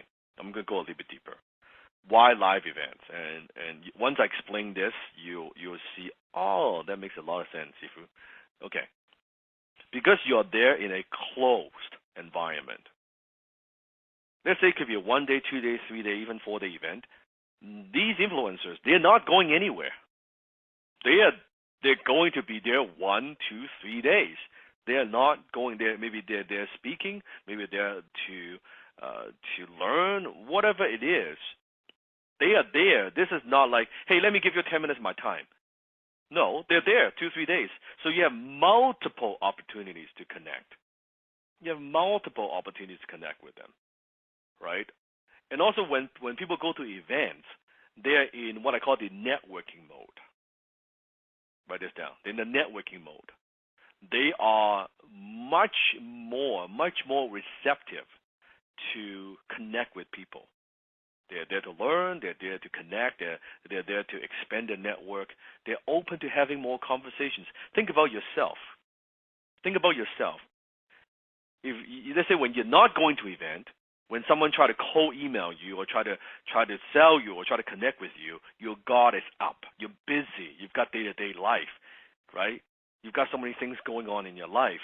But versus when you go to an event, less distraction. You are there, and since you're there and maybe by yourself, you're more likely to talk to people, right? You want to say, oh, maybe there's someone I should meet. You're in a different frame of mind. And that frame of mind is very, very powerful, especially when we, as a closer, want to connect with influencers. That's the reason why I go to events.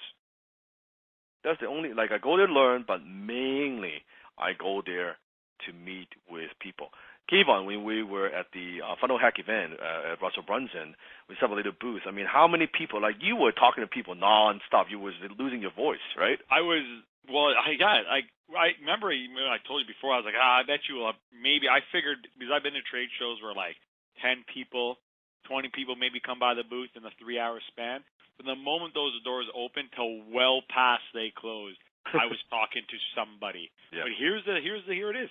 I wasn't just me. It was Desmond and 5 of our other teammates, all talking to somebody that wanted what we are doing. Yep. I mean, Kayvon, we got swarmed by so many people that, we had to tag team. I had to pass people off to you, or the other members will bring people to us. But, you might be thinking to yourself, the family right now might be thinking, but that's you guys, Kayvon, Desmond, right? I want to share with you a story, true story. There's Cody Hughes. We met him at another event, right, called Menfluential, right, done by Alpha M and by, Antonio Centeno. And Cody hadn't even graduated from the class. Yet he was there at the event, and before the event ended, he had already closed an influencer. Someone was interested in what he was doing. And Cody even said, I'm not even graduated yet. But this person at the event saw how many high-ticket closers were there. They saw Dan, or they saw things, and they were like, wow, I need to find out. I need some closers. So Cody took off. And recently he's had some amazing success as well. He's an amazing success story. In fact, he was the one who organized the dinner this last weekend, and he's amazing. On top of that, Alex, right, and his other friend, Aston, who was, had a lot of DUIs and, basically borderline alcoholic, gave up alcohol, showed up at the Funnel Hack event, and they were connecting with influencers, right? So they themselves were now presenting themselves as a high-ticket closer. So events can be very, very lucrative if you know what you're doing and how to do it tactfully. That's right. And so you might be thinking, I can see a couple of questions, and Dan, where do I find these events, and what events should I go to? My question to you is this: is that asking that question? There's nothing wrong with the question. I'm saying, who is asking that question? Is your lower self asking that question, or your higher self? Is your lower self asking that question, or is it coming from your higher self? They are fucking everywhere. Just locally, how many events are there? If you want to go travel somewhere, there's so many events you could go to. So many events you could go to. And it also depends on what kind of influencers you want to work with. What are you interested in? Maybe it's in tech. Maybe it's in financial. Maybe it's in health. Maybe it's in marketing, right? Maybe it's in business. Maybe it's B2B. So think about it. Now I've taught you the higher self and lower self concept. I'm gonna hold you to a higher standard. I'm gonna point it out. When I see, is that lower self or is it higher self? Where are you operating from? And you need to be aware. You need to be aware. And you notice when you go to these events, you're in the blue ocean. Chances are, unless you're attending with other HTC family members, you're the only fucking person who's a high-ticket closer. You can take my words for that. Right? When we have Alec at the ClickFunnel, when he was talking with people, I'm a high-ticket closer, I mean, what was the response? Kayvon, I mean, Yeah, Desmond, it was. I mean, even the last event we're at, like when they knew you were coming, people were so like, "What is a high ticket closer?" Like there is such a demand for what we do, and again, even today, I'll just tell you the story that happened today. I got a call today from an influencer on the health side. I asked her. I said, just out of curiosity, where'd you hear? Like, where did you hear from us? And guess where they heard? Guess where she came from, Dan? event. You know where, right? Yes. And she said, yeah, I heard, I saw you guys, and I heard, all this. There's all this commotion going on, all this chatter and noise going on, and whether it was positive or negative. But when I looked into it, I realized, man, like there's nobody that does what you guys do. And we had a great talk, and we might be moving forward. It's such a blue ocean, and it is something that I don't know if you know, like just how good you guys have it. That I have essentially pioneered and created, Kayvon and I, right? This new profession that you could go out there and you can proudly imagine you go up to people and say, hey, you know what, dude, I'm a salesperson. No one wants to fucking talk to you. But because the name and the positioning and this new identity, this blue ocean, when you say it proudly and say, I'm a high-ticket closer. I close high-ticket programs for influencers and thought leaders on a 100% performance basis. Just imagine when you say, and that's, by the way, that's a damn fucking good elevator pitch. Memorize that. I just gave you. And the people, wow. People are not like, oh, okay. No, the influencers at the event, you should see the reaction. Oh my God, this is exactly what I've been looking for. This is what I need. Here's my number. You don't need to ask for their number. They're asking you for your number. Like, make sure, please, get in touch. Like, after the event, make sure, please get in touch with me. I really need some help with this. Like, that's the type of reaction. I know right now when I say that to you, when you've not been to a live event, you're like, oh my God, Dan, is it really true? Dan, sorry to interrupt, Sifu, but it's where they're giving you a business card. You know how when you go to networking events, right? It's like the people, the MLMers and, all those guys, the sleazy guys, they're trying to hand out their business card. They pretend to get to know you, but they're waiting for their turn to talk to you just to hand you their business card, right? Because they're trying to pitch something. But this is where now you are standing there, and many times we will get people asking us, they're like, did you have a business card? And I will literally reply, I said, no, we don't have a business card. Here's my number, here's my email. If you're serious, you'll call me. And 9 out of 10 times, they will send you a text message right away.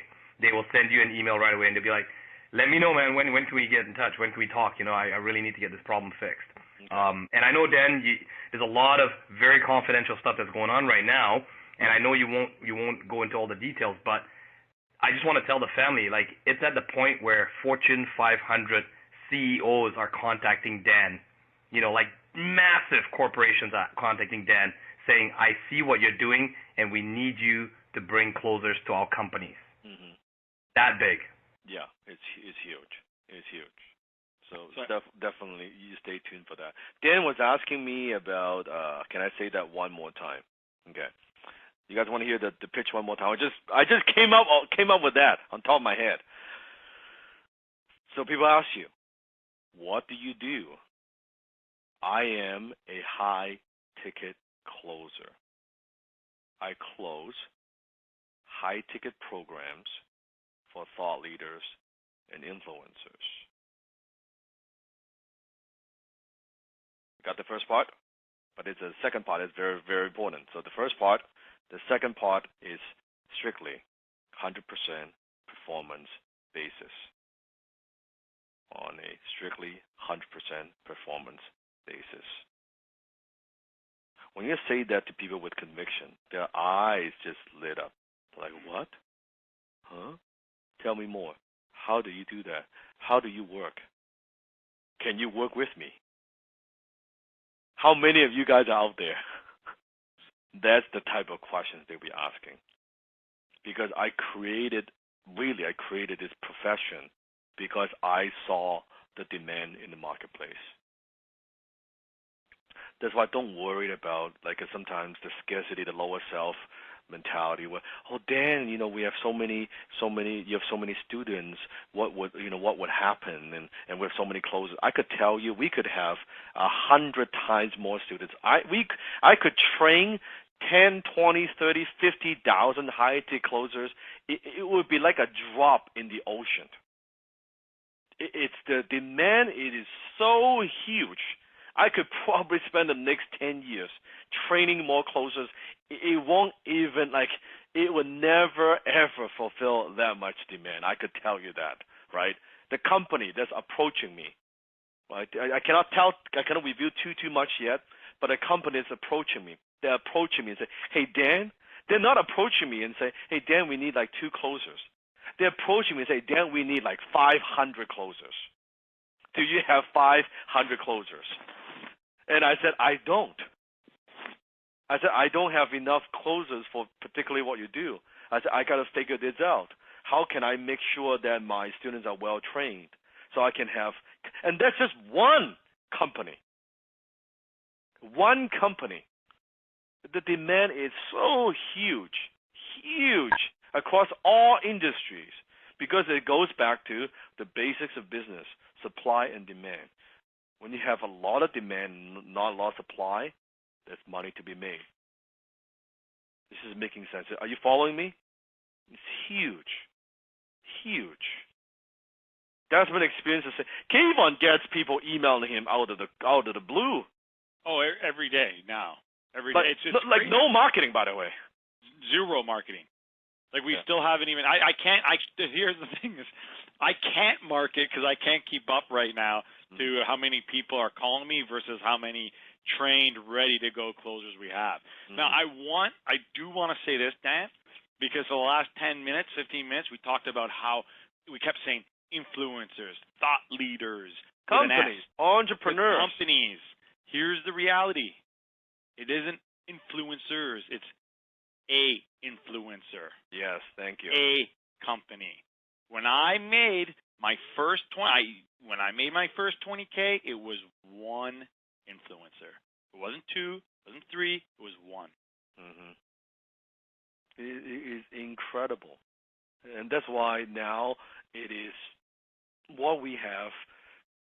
It's truly it's a global movement. Now we have students, we have mentees, the family expand now the globe, 70 countries, as I said last time. I mean, the dinner we had a few nights ago, we have people from, of course, U.S., but we have people come from what, Norway? Was it Norway, Desmond? Yeah, from Norway. Yeah, Norway. Yeah. From Norway. Yeah, we got people from all around the world come in. Yeah, flew in just for to spend some time really to connect, right? It's very, very powerful. Very, very powerful. So it's blue ocean. So I want to put a rumor here down because someone said, I'm so happy we're getting into Microsoft. We are not getting into Microsoft, and I just want to make sure nobody starts spreading that rumor. Yeah, thank you very much. Sorry, Dan. Yeah, I could see much. that going like wildfire. Yeah, thank you very much. But it's just listen to me. It's just stay with me. It's big. It's fucking big. It's a big fucking company. Yeah, it's a big fucking company. Okay, it's a big company. Okay. So your seafood closing deal, but the deal that I close is different. It's different. I'm not just closing deal for myself. I'm closing deal for the entire HTC family. I'm not closing one-on-one. I'm closing one. I want to bring in 1, 2, 3, 500 contracts. Right? It's at a different level. So I mean, Kayvon's issue is not closers. It's not contracts. What's the issue, Kayvon? Yeah, I said I keep telling Dan. I said we don't because Dan says, hey, are you going to run the Facebook ads? I said, Dan, we don't have an influencer problem. I got a closer problem. I have a lot of you, and I'm just going to be honest with you, a lot of you are full of piss and vinegar. I see the videos. You guys are hungry. You want this, but you're still 99% of them, then, are just you're lacking the mindset. And the reason why I can't bring you on is because even though you can role play really well with me or you understand the material, if you don't have the mindset right, it's over. Because when someone says, I got to think about it, or when they said, I don't have the money, it takes that higher level mindset to be able to come back to them and not let them push you around. You don't push them around, but you don't get pushed around. Correct. And if you don't have the mindset, I can't do it because I did that once and we lost it. We literally lost an influencer because of that. Mm-hmm. So I have to be very careful with who comes on my team, and there is so much room on my team. Oh my God! I cannot get more influencers because number one is we need more of you all to do what I did. Now I gotta say this. It's not this half in, half out. Like, I'm just gonna dip my feet. I always go, it is or it's not. You can't be half pregnant. You're either going to put the cape on like I did, and you're going to fully immerse yourself into the teachings, into Dan Locke, into the mindset, into being a high-ticket closer. And when you do that, I promise you'll watch what happens. You'll answer questions better. You'll ask questions better. You'll be able to land influencers. You'll be able to operate at a higher level. And that's who I want to hire on this team. And there are more than 100 spots to be filled in the next 3 months. Yeah, it's incredible. And I also addressed this even at the dinner in California. That I said, so Dan, after I graduate, how do I to be on your team, or how do I where do I find influencers, and they want to close also for my network, and I have so many contracts. I say it's very, very simple. The way that I do it, the way I always teach is you need to prove to me that you can find influencers on your own. The contracts are here. They're ready for you, but I need to see your initiative. I'm not going to babysit you because I need to see that you're resourceful enough that when you can go out there, I don't need to see a lot, but I need to see some. Because then you know that you have the ability. I want you to develop that true financial confidence. That's why I'm teaching these strategies today. That true financial confidence. Yes, Sifu can give you contracts, but you know what? You're not counting on Sifu that you can go out there and get contracts anytime because you are a high-ticket closer. You can close anyone anywhere if you're a true high-ticket closer. Then when you are making the 5, 10, 15K, 20K a month, you know it's not a fluke. It's not luck. It's that you are good. You are damn good at what you do. And that's true financial confidence. No one can take that away from you. No one can take that away from you. So you need to role play. You need to get good. You need to demonstrate. You need to take initiative. You need to operate from that higher self. You do that, Kayvon will call you. Desmond will call you. So many opportunities. Kayvon, something to say? Yeah, no, you just nailed it. Like, I mean, it's putting that foot forward, not waiting around and when's Kayvon going to bring me this or when's Dan going to bring that. It's showing initiative. It's stepping in the forefront. I mean, not to go into too many details, but like even Dan and I were speaking, and one of the things he said, Kayvon, when I'm doing my trainings is like maybe I'm training at a high performer level, and in my eyes I said, yeah, Dan, I am training at a high performer level. Like we have high performers, and Dan said maybe we don't. Maybe we got to start training at a lower performer level, and I don't want to start training at a lower performer level. I want to make sure that we have high performers in here. Who, when I tell them to do something or I give them an idea, they just don't get stuck on the one idea. They have that creative, they have the harmony to go around and take that idea and be better than I am, or do it different than I am. Kayvon, it's because we're always looking for those A players, right? You remember the interviews we were doing, the last batch of interviews we were doing. Many of them, I told the guys as they came on the calls with the interviews, the first question I would ask is, so what have you done since you graduated? And then someone would be sitting there. It'd be months since they graduated, weeks since they graduated, and they didn't even take any action. On the other hand, I'd get on a call with another guy And this guy, I'd say to him, okay, well, are you here for an interview? Are you trying to get on with Dan's team? And he's like, no, I've already got 4 influencers myself. I'm busy. My schedule's booked.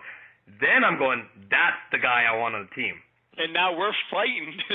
Here's a funny thing now. Yeah. We're fighting to get him on our team. Yeah. Keep on one. I have one guy, if you're listening, you know who you are. Dan, I haven't even told you. I've emailed him probably 6 times now. Nothing back. And I'm not insulted. I love it. I'm like, this makes me excited. Because I'm like, if he's not calling me back or emailing me back, that means he's got stuff going on. So I'll get him. I'm going to find you. I will find you, and I will close you, and we will make money. Yes, that's right. That's right. So there's always the method to my madness, right? I know I don't listen to what you say. I watch what you do. Watch what you do. No different than people. Oh, I just got I got email like this every single day. I forward that to Kayvon. Hey, Dan, can you train me? I want to be HTC, but they don't want to commit. There's no skin in the game. They talk, and it's a long fucking email, by the way. Right? Yeah, but talk is cheap. Talk is cheap. Right? They're not willing to even invest in tiny little bit of money in themselves. And you say you want to do this, you want to do that, and I'm going to be a superstar. No, you're not. You've already proven you cannot even overcome the limited lower self, that fear, whatever it is. When we work together, anything, any challenges, anything that requires you to think a little bit outside of the box, it's not going to happen. You have to understand these contracts. They are worth. Like we're talking about $50 to $100K a month for the influencer. Yeah, I mean, minimum. that's like you don't get on my team. Put it this way: you don't get on my team unless you're closing $50K to $100K a month. Yeah. And what that really what that equals to anywhere between $5 to $15K a month. Yeah, commission. for your commission. For your personal commission. Your personal commission. So we're talking 50 to 100K contract per month. You understand we have to be selective,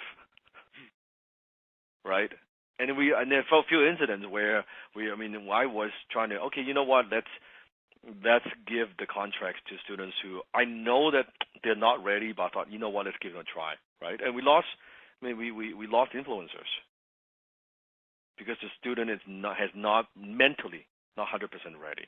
Role play, they're good. Role play, they're pretty fucking good.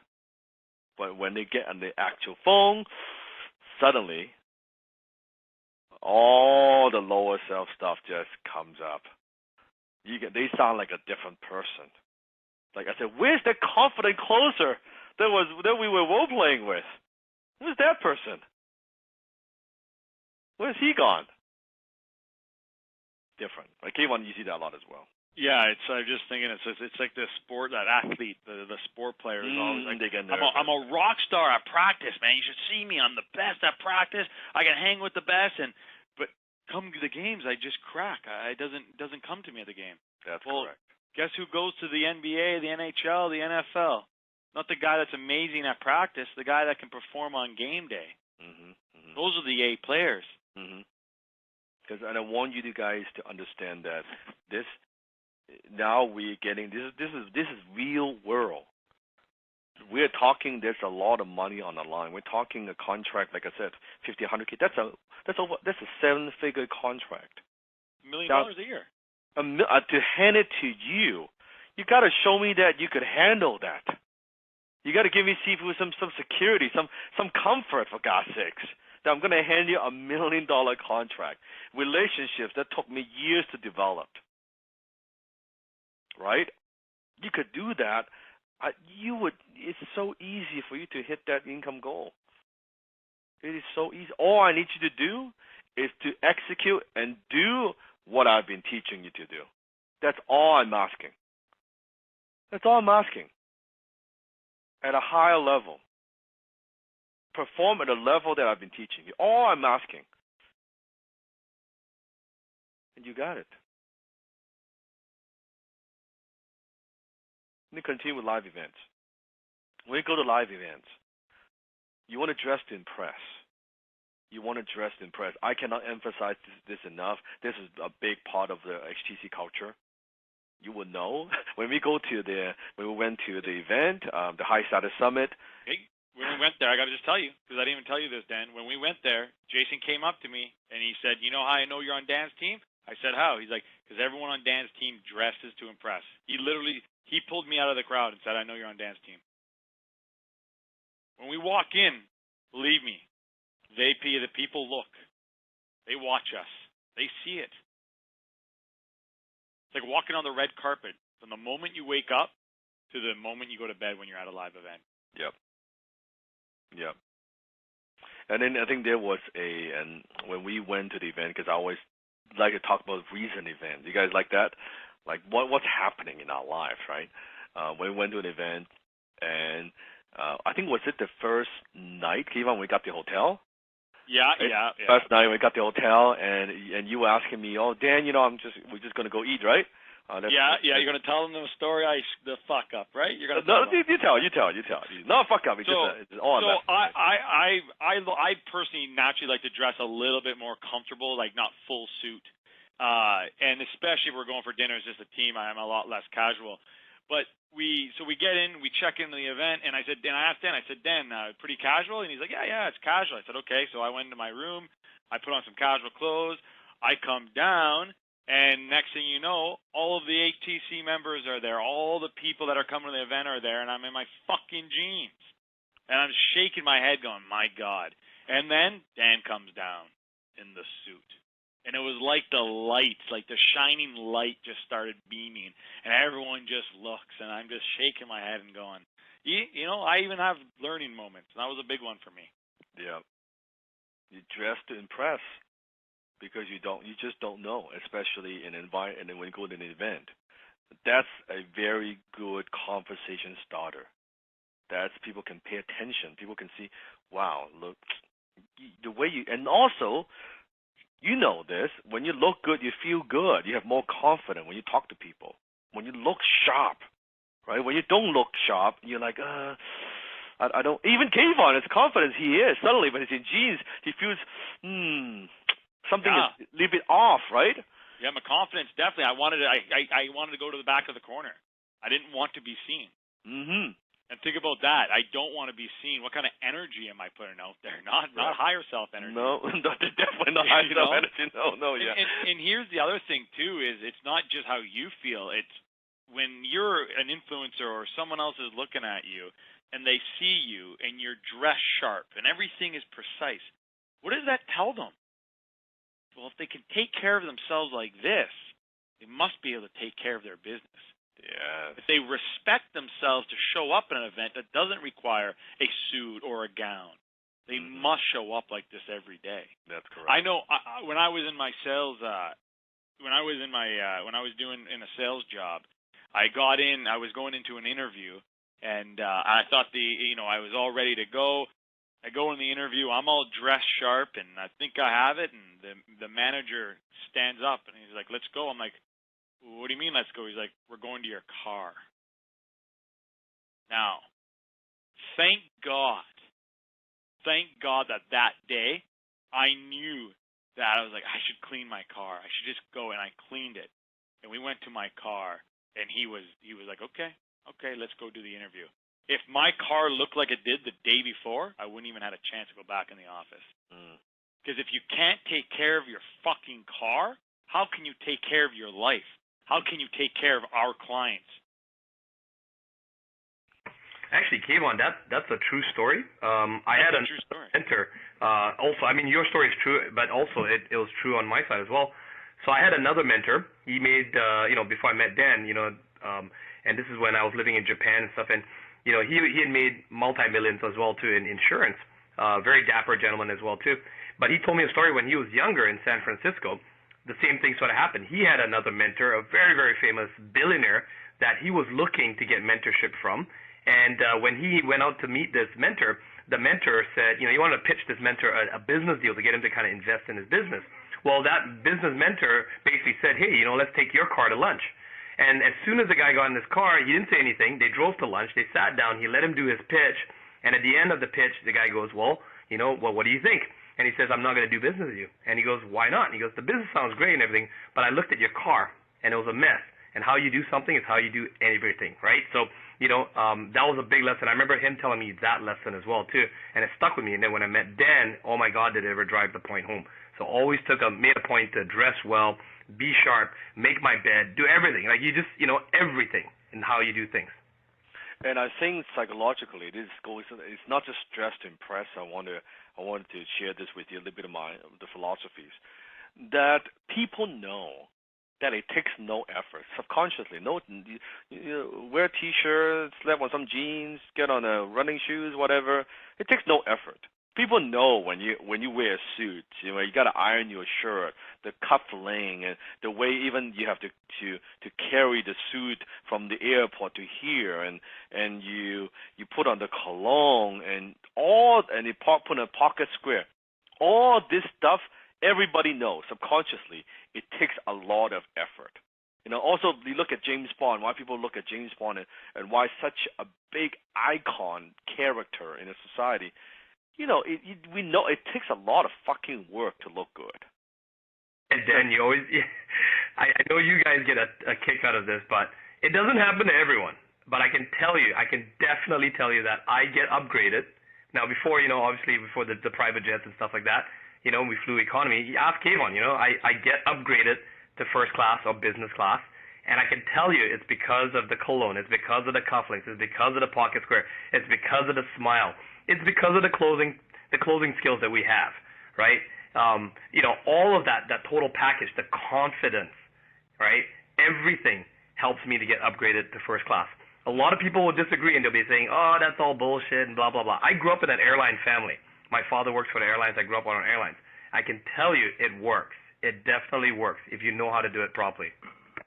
So psychologically, people know, right? People know that it takes a lot of effort. So they naturally give you, any environment, a little bit more respect. Now, I get it. I mean, I have my casual downtime when I'm not in business and I'm not doing all of that. I have like very casual moment where they see me wear when we're in Disney, I wear like a Disney hat, right? I have those moments too. But in business setting, I do not take chances. I just don't take chances. You want people to treat you seriously, you gotta look apart, right? And let me just say this: if you're gonna go to a networking event, you're gonna go to the event, and you're going to represent the whole fucking HTC family, and you're gonna represent me, and you're gonna say you learn from me, you better look apart. Otherwise, don't introduce just introduce yourself as you if you're gonna look like shit. Okay, if you're gonna introduce it. You know what? I'm a high ticket closer. Who do you learn from? I learn from Dan Locke. If you're gonna have those statements come out of your mouth, you better be looking fucking good. Because not just me, you represent the whole HTC family in the whole fucking world. You are an extension of the family. No different than the army, right? Desmond knows, right? If you're representing the entire group, then you should look different. You should stand out. The way you carry yourself, the way that you talk. When we went to the private club, I mean, Desmond, when we went there, we were staying late. Cody was talking to the manager. I mean, you shared that story. Yeah. So once again, private members club. We were there for the first time. We're imposing on them. We have a reservation. We were already late at starting it because of unavoidable, delays at the event, and we went into overtime. Now Cody, being as organized as he was, gives me the eye, and he steps up and goes outside, speaks to the manager, comes back, whispers to me in my ear, and he says we can extend it to 10:30. So I get up immediately. I walk out with him. We go see the manager. Naturally, the way I greeted her with confidence, I introduced myself, I explained to her the situation, I explained to her I understood her situation. What can we do? We've got Mr. Locke in the room here, you got high-ticket clothes. Everyone was dressed very well. We were eating a lot, so they were obviously very happy with us. But what she said was, she says, look, I can't extend the room for you because I absolutely need that room to get it ready for a wedding that's happening early in the morning. However, the club is now closed, and there are no more guests in the club. You may make use of the entire club at your disposal for as long as you would like, because you guys have been really great here. That's closing right there. Yep. That is clothing, and this is how we live. It is just how we live. Like, why we spend that time? I know in the beginning, maybe just get a decent suit. That's okay. Later on, you upgrade. You go to the next level. You get a made-to-measure, a fitted for gentlemen, a nicely fitted suit. Not one of those. That's what is it? Even the old suit that you have, the Japanese salary man. What was it called? The salaryman suits. Yeah. So tell them the difference. Tell them, because now you got the new stuff. But right? Dan, that was actually a pretty expensive suit that I had made. I don't care, but tell me before, like right? Don't justify it, but tell them the difference, though. So that suit was also semi-custom made, but again, it just looks like a salesman, and it's short, it's tight, and the big difference is the two new suits. Actually, I got 3 new suits recently, and about 9 custom-made shirts from Europe that was sent in, and the 3 suits, they fit like a glove. Now, anyone who knows suits, we talk about breaks, right? So how it curves down your back. Now, and Kayvon loves fashion. For Kayvon to come to me and go like, whoa, that's a nice suit. Oh, I like your shoes, right? I mean, that's Kayvon, right? So Ruby Kayvon is going like, damn, I got to get me some of those suits as well.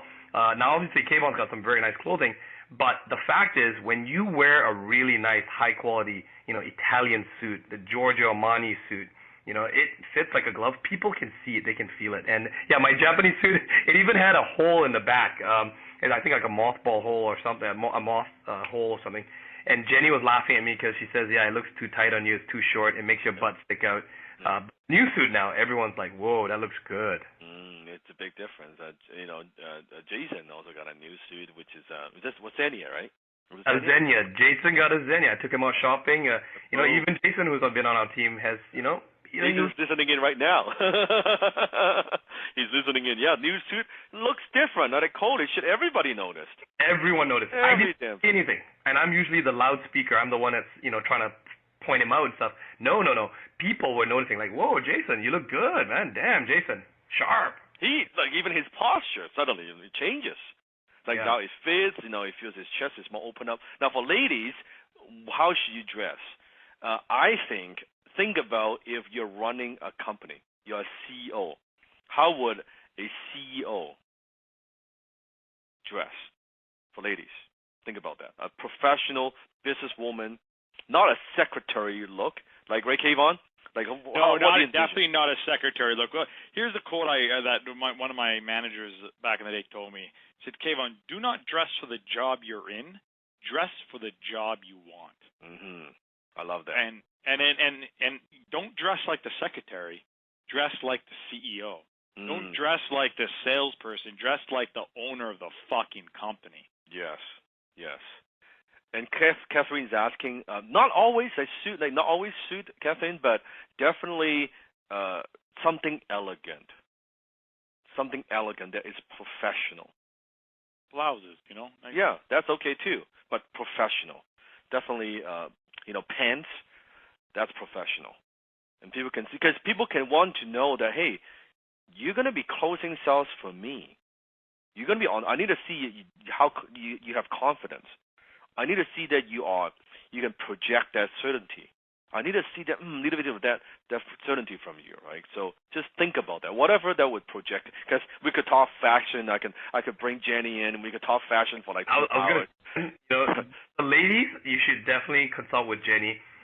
Jenny is really, really astute when it comes to fashion sense, and she was the one helping me pick out some watches and cufflinks as well too. So I'm telling you, ladies, connect with Jenny, but don't wear mini skirts, obviously. Yes. Want to be wearing mini skirts. That's absolutely knee high and stuff like that. You can Google a lot of stuff. There's a lot of really good tips on how to dress professionally, fashionably, and not to look like a saleswoman, but definitely command that sort of CEO look. Yeah, Jennifer's asking, have Jenny do a video. Well, let me ask her. I think it's possible. Then maybe we do. If we are gonna do a video, then I need to have the crew to go to a place where you're actually selecting stuff for people, right? So if you like, I can ask her. I'm sure she's open to it. Let me keep going, because we can talk about how to dress for like a long time. For now, just know dress to impress. And you want to use the same HTC skill to connect with people. One of the biggest mistakes I see people make, suddenly, like, you know how we close on the telephone? You're using all the skills that I've taught you. Suddenly, when they go to networking, they turn into this sales monster again. Okay? They turn into this. So whenever you sound and act like a salesperson, picture this in your head, you turn into this green monster. And people run away from that. People run away from that. So when you're connecting with people, same personality, ask questions. What brought you to this event? Oh, that's interesting. Oh, are you going to be by yourself? Oh, great. What have you learned so far? Tell me more. Well, what do you do? Tell me more about your business. Interesting. Same conversation. Find out about their needs. Play it cool. Quickly think about, okay, am I talking to Pearl? Am I talking to Ruby? Who am I talking to? Right? Who am I talking to? And here's the key. This is like dating. You are not trying to close a sale right there on the spot.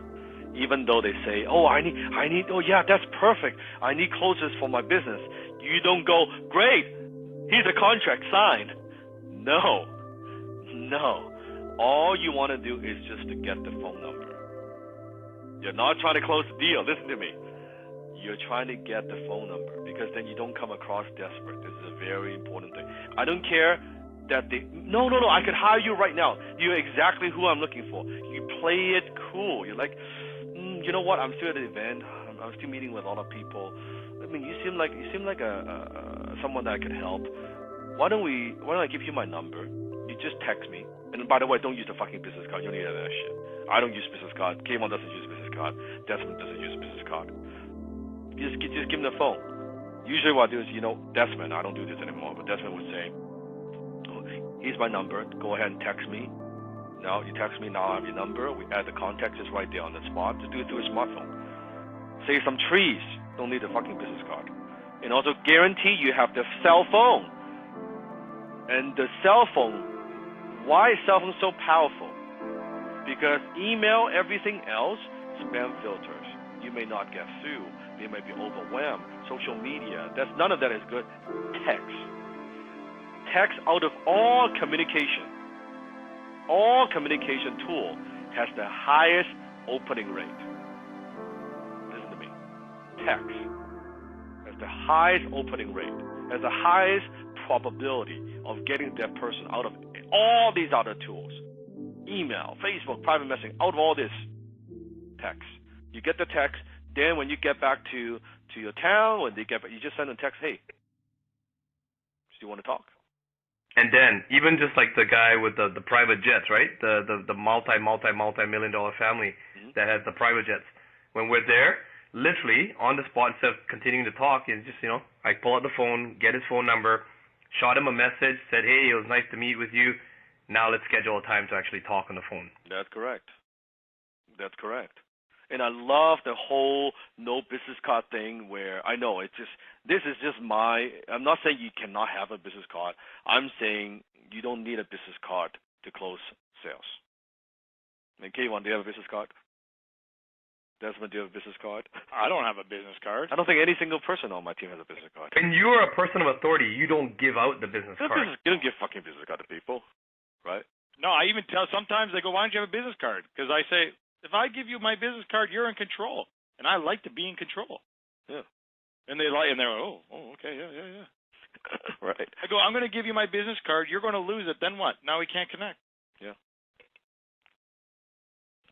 Not necessary. On the phone.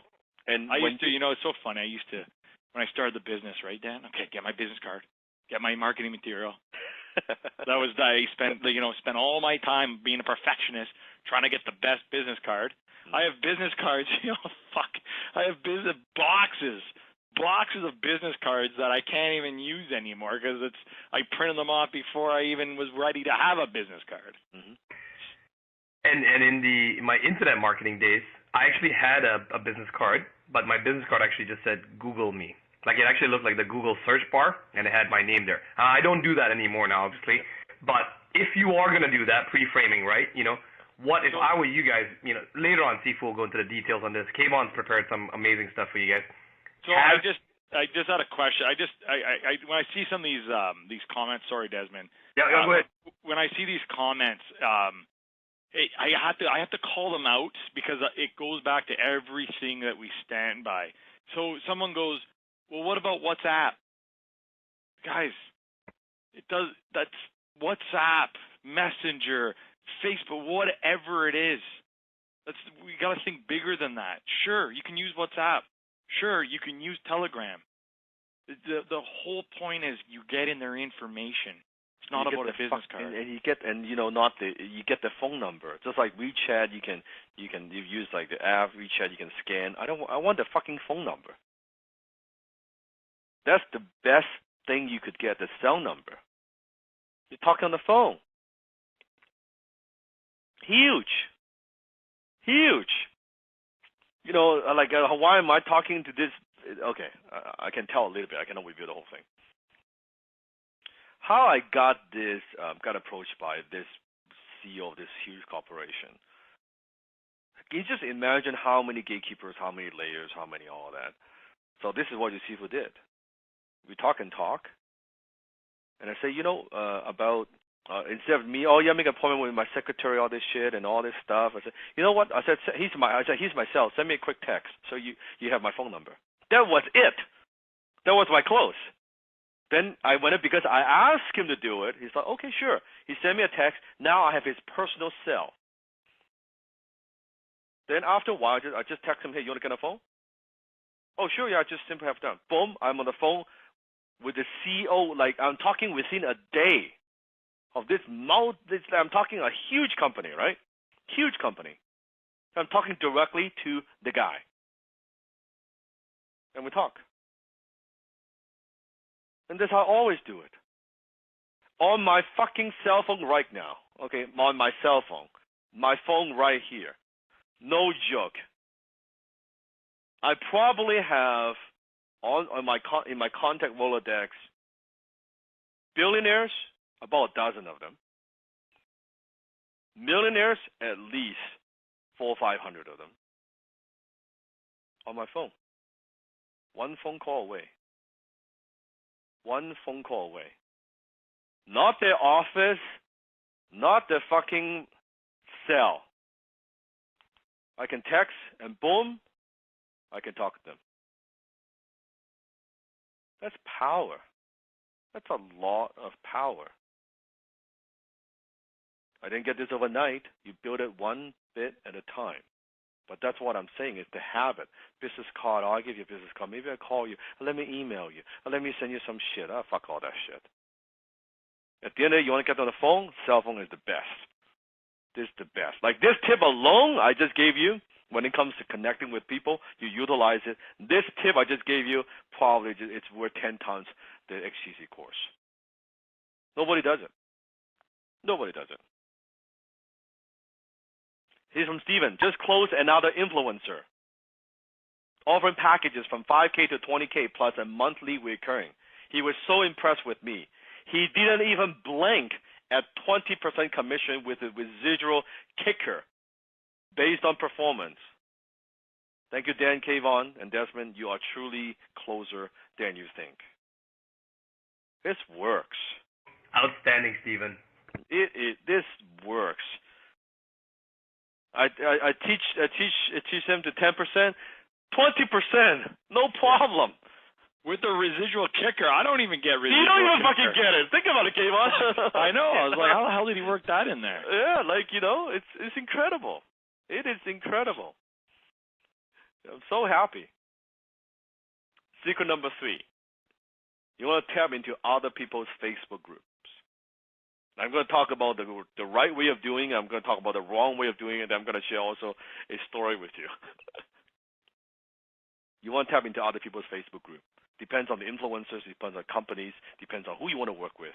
There are literally thousands and thousands and thousands of Facebook groups. And all you have to do, they're all free to join. You join, here's what you don't do. You don't go in and pitching your stuff. You do not go in, again, you're representing HTC. Please, please, you don't go and pitching your service. You do not do that. We know someone's going to do it. We are watching, guys. We said this in the previous seasons, in the previous class, and always there will be someone that will do it, and we will catch you. Okay? It's just and you police each other, please. Yeah. Like brothers and sisters, just police each other. If someone is thinking they're going to do it, they're thinking of doing it, should I do it? You just tell them, just don't. Just not if you're not sure, just ask. Send us a question, support at High Ticket Sales, to review what you're planning on posting if you need to. Really, honestly. Because we've seen it time and time again, and then the guy will say, oh, I didn't know we were not allowed to do that, or that was not my intention. I didn't mean to pitch and turn into a pitch fest. It's a fucking pitch fest. We can see your post as a fucking pitch fest. You didn't give any value. Anyway, I'm getting ahead of myself. I'll let Sifu continue. Yeah, and that tells me you have not listened to what I've been teaching you for the last 7 weeks then. When you graduate and you go in there and you pitch people, you do stuff like that, what the hell have I been just teaching for the last... I said don't act like a salesperson. Don't be desperate. Operate from a higher self. Be calm. Be professional. Add value before ask anything in return. All that stuff just goes through the door. All this stuff. So add value. Connect with people within the group. Share your point of view in a helpful way. You don't brag or come across arrogant. You got this? Put in the comment box. Commenting is the best. It's the least threatening thing to do, right? You just comment. Be helpful. What a concept, right? Be helpful. And remember, when you pitch people, when you spam people, the owner of the group can ban you anytime. And that doesn't look good on you, and definitely doesn't look good on us. Again, you represent us. Last thing I want is people come back to me, hey, Dan, one of your guys is spamming my fucking group, which actually had happened. Right? It actually had happened. I'll share the story with you. Russ Ruffino. He's got a group called the Art of High Ticket Selling Group. By the way, don't even go there. Don't even search and join. Don't bother. Okay? What happens is this. We have some inexperienced HTC members went into his group and started spamming people. And then what happened? Kevon didn't talk about it. Desmond, you can talk about it. Fuck, right? Oh. You can talk about it. Yeah, well, what happens is then Russ Ruffino, even if it wasn't Russ, it's someone else, the owner of the group, gets a hold of this, jumps to conclusions, and then starts bad-mouthing Sifu, starts bad-mouthing high-ticket closers. And luckily, it was someone like, Rotten Russ Ruffino. It wasn't someone bigger. We don't want a bad name for ourselves. Dan did not develop this entire program and create this foundation. Like he said earlier, he really is creating a new job in the world for people to all of a sudden think we're salesy, typical salespeople. It was so bad. It became so bad that Desmond can finish off the rest. The irony of it all was, if it was done properly, the HTC family members were there to help his group, help his coaches to convert more of their sales, because his coaches can't sell. His coaches, they can't fucking make money, right? They're desperate. And, there's some good ones in there, but I mean, the bulk of them, they don't know how to do it. So HTC members were there to help. But because it was done the wrong way, Russ got the wrong idea, and he started calling names, which was also uncalled for. He started calling Dan a copycat artist, and it just became this stupid, childish thing. So we had to put an end to it, and we had to literally show Russ the facts, and after that he had nothing else to say. That was it. It was done, right? End of story. So let's move from that. Let's learn from that, okay? And since then, I want to just applaud, so many, the 99.9% of the HTC family, each and everyone. You're not being lectured here. You're not being reprimanded here. You guys absolutely are class act. You guys are outstanding. You police each other. You're striving. You're scratching the CD. You're a higher self. But just that 0.1%, that one person ruins it for everyone. So please, we're appealing to each and every one of you. Represent HTC brand with pride. This is your family. You don't shit where you sleep.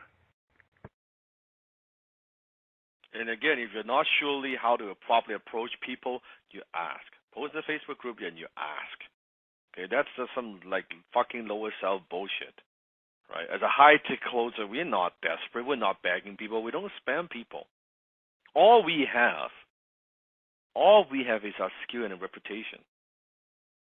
That's all we have. And we need to protect the reputation. We need to protect the brand. You're not operating silo. You're not lone wolf anymore. Understand this. Okay? And unfortunately, when that happened, we had to, I really didn't want to do it, but then we got to ban those people from HTC because I cannot have those people representing what we do. It hurts me. It pains me when I have to fire those students. So don't do it. You don't need to do it to do very, very, very well. You don't need to do it to make a lot of money. And that approach doesn't work anyway. No one wants to be sold. Isn't that what I've been trying to teach you? It doesn't work. So promise me, put in the comment box, I will represent the HTC brand with pride. You represent the brand with pride. And we have the whole thing about it's still on my Facebook page. It's and Kevin made a video. It's a gong show. It's a big fight between the two groups, right? Right, Kevin? Yeah, no, it's exactly. You just called it the right thing. It's a gong show. Not only was it a gong show, it literally took time from all of our staff to deal with this, to deal with both sides. It's just not needed. It just really wasn't. It was just a pain in our asses. Sure, it was fun. The one thing we did that I did see when we did have to go this way was we did come together as a community. We did go and we joined hands and we did this together, and that was really nice. But let's join hands and come together for positive things. Yeah. Not negative things. To join hands together and go for nice dinners and celebrate successes and celebrate our wins and celebrate our families getting stronger and better. Not having to defend our livelihood, to defend who we are as closers. Yeah, we don't need to. We don't need to do the lower self bullshit. We don't need to spam people. Just connect, add value. People will like you. They will respect you. They respect our profession. Like I want people, and that's why I take so much pride when we went to an event, I can see our closers, the way they look, the way they carry themselves versus other people. That I could tell. I don't even know how to talk to them. I said that's one of my mentees. They talk differently. They think differently. They have clarity. They have confidence. You could just tell. It's very clear in a group of 500 people. Oh, yeah, that's HTC. No, that's not HTC. That's HTC. No, that's not HTC.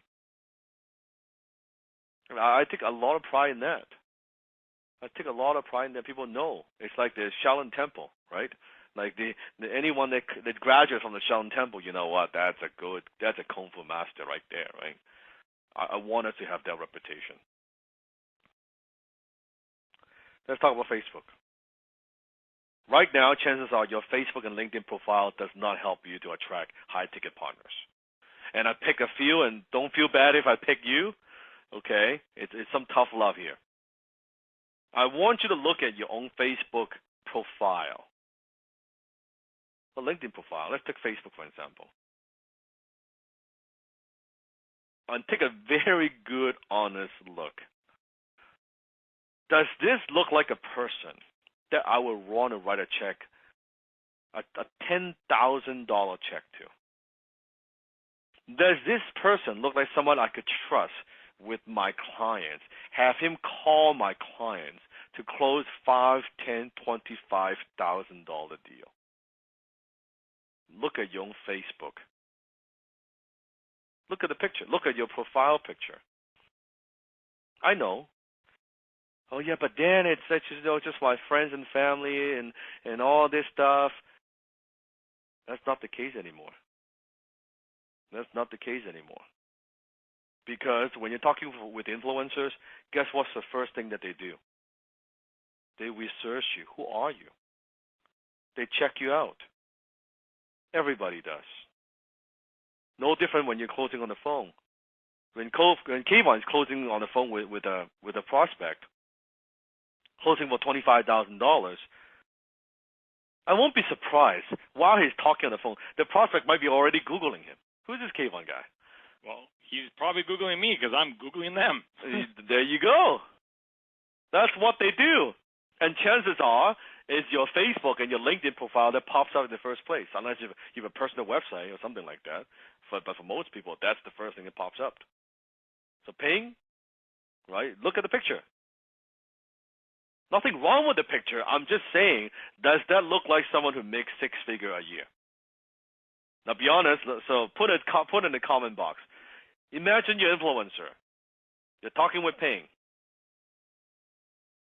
Seems like a decent guy. You go to his Facebook profile, and you see this. What's your first impression? What's your first impression? What's your first impression? Daniel is asking, does only your cover photo matter, or does all your private personal photos with family and friends also need to be strictly professional? That's when I'll let you answer that. Okay, when you can answer that as well. That's a good question. It is a good question, but here's the deeperness to it. Is you're a high-tech closer now, you're a professional. Gone are the days of trying to putting up the pictures of you and your friends by the pool, drinking beers. Like if you have a picture with you partying and hanging off beer kegs or upside down on anything that involves partying, you got to block that picture. Block it or just delete it. You got to operate at your higher self now. Well before I got into my career, first thing I did was go to my Facebook and blocked off all my pictures. Even though some of those good ones of me looking really good, I had to block them. It's professional. Facebook to me it's a tool. It's not social media. It's a form of business for me. That's how I operate. So to your question, yes, absolutely. Like if you go to my Facebook, go to Dan's, you'll see that we post only professional things, professional pictures. It's just not me and my friends with my shirt off anymore. You got to grow out of that. Yeah, you can download those photos, put it in a private album, whatever the heck that you do. That's fine. You don't want the whole world seeing you. Again, can I trust you with $1 million contract? Would you trust yourself looking at that with $1 million contract? Right? It's not like that anymore. Broke people, write this down. Broke people, they use Facebook for pleasure. Rich people will use Facebook for profit. I don't use Facebook for pleasure. I use Facebook to make money. You want to use a high-tech closer, you use Facebook to make money. You getting this? You want to, when you're drunk and all this stuff, post those, that's all fun and good. You're not that kid anymore. And for some of you guys, you need to do some serious cleanup, because I've looked at your profile. I've looked at some of those photos. It scares me. I'm like, shit.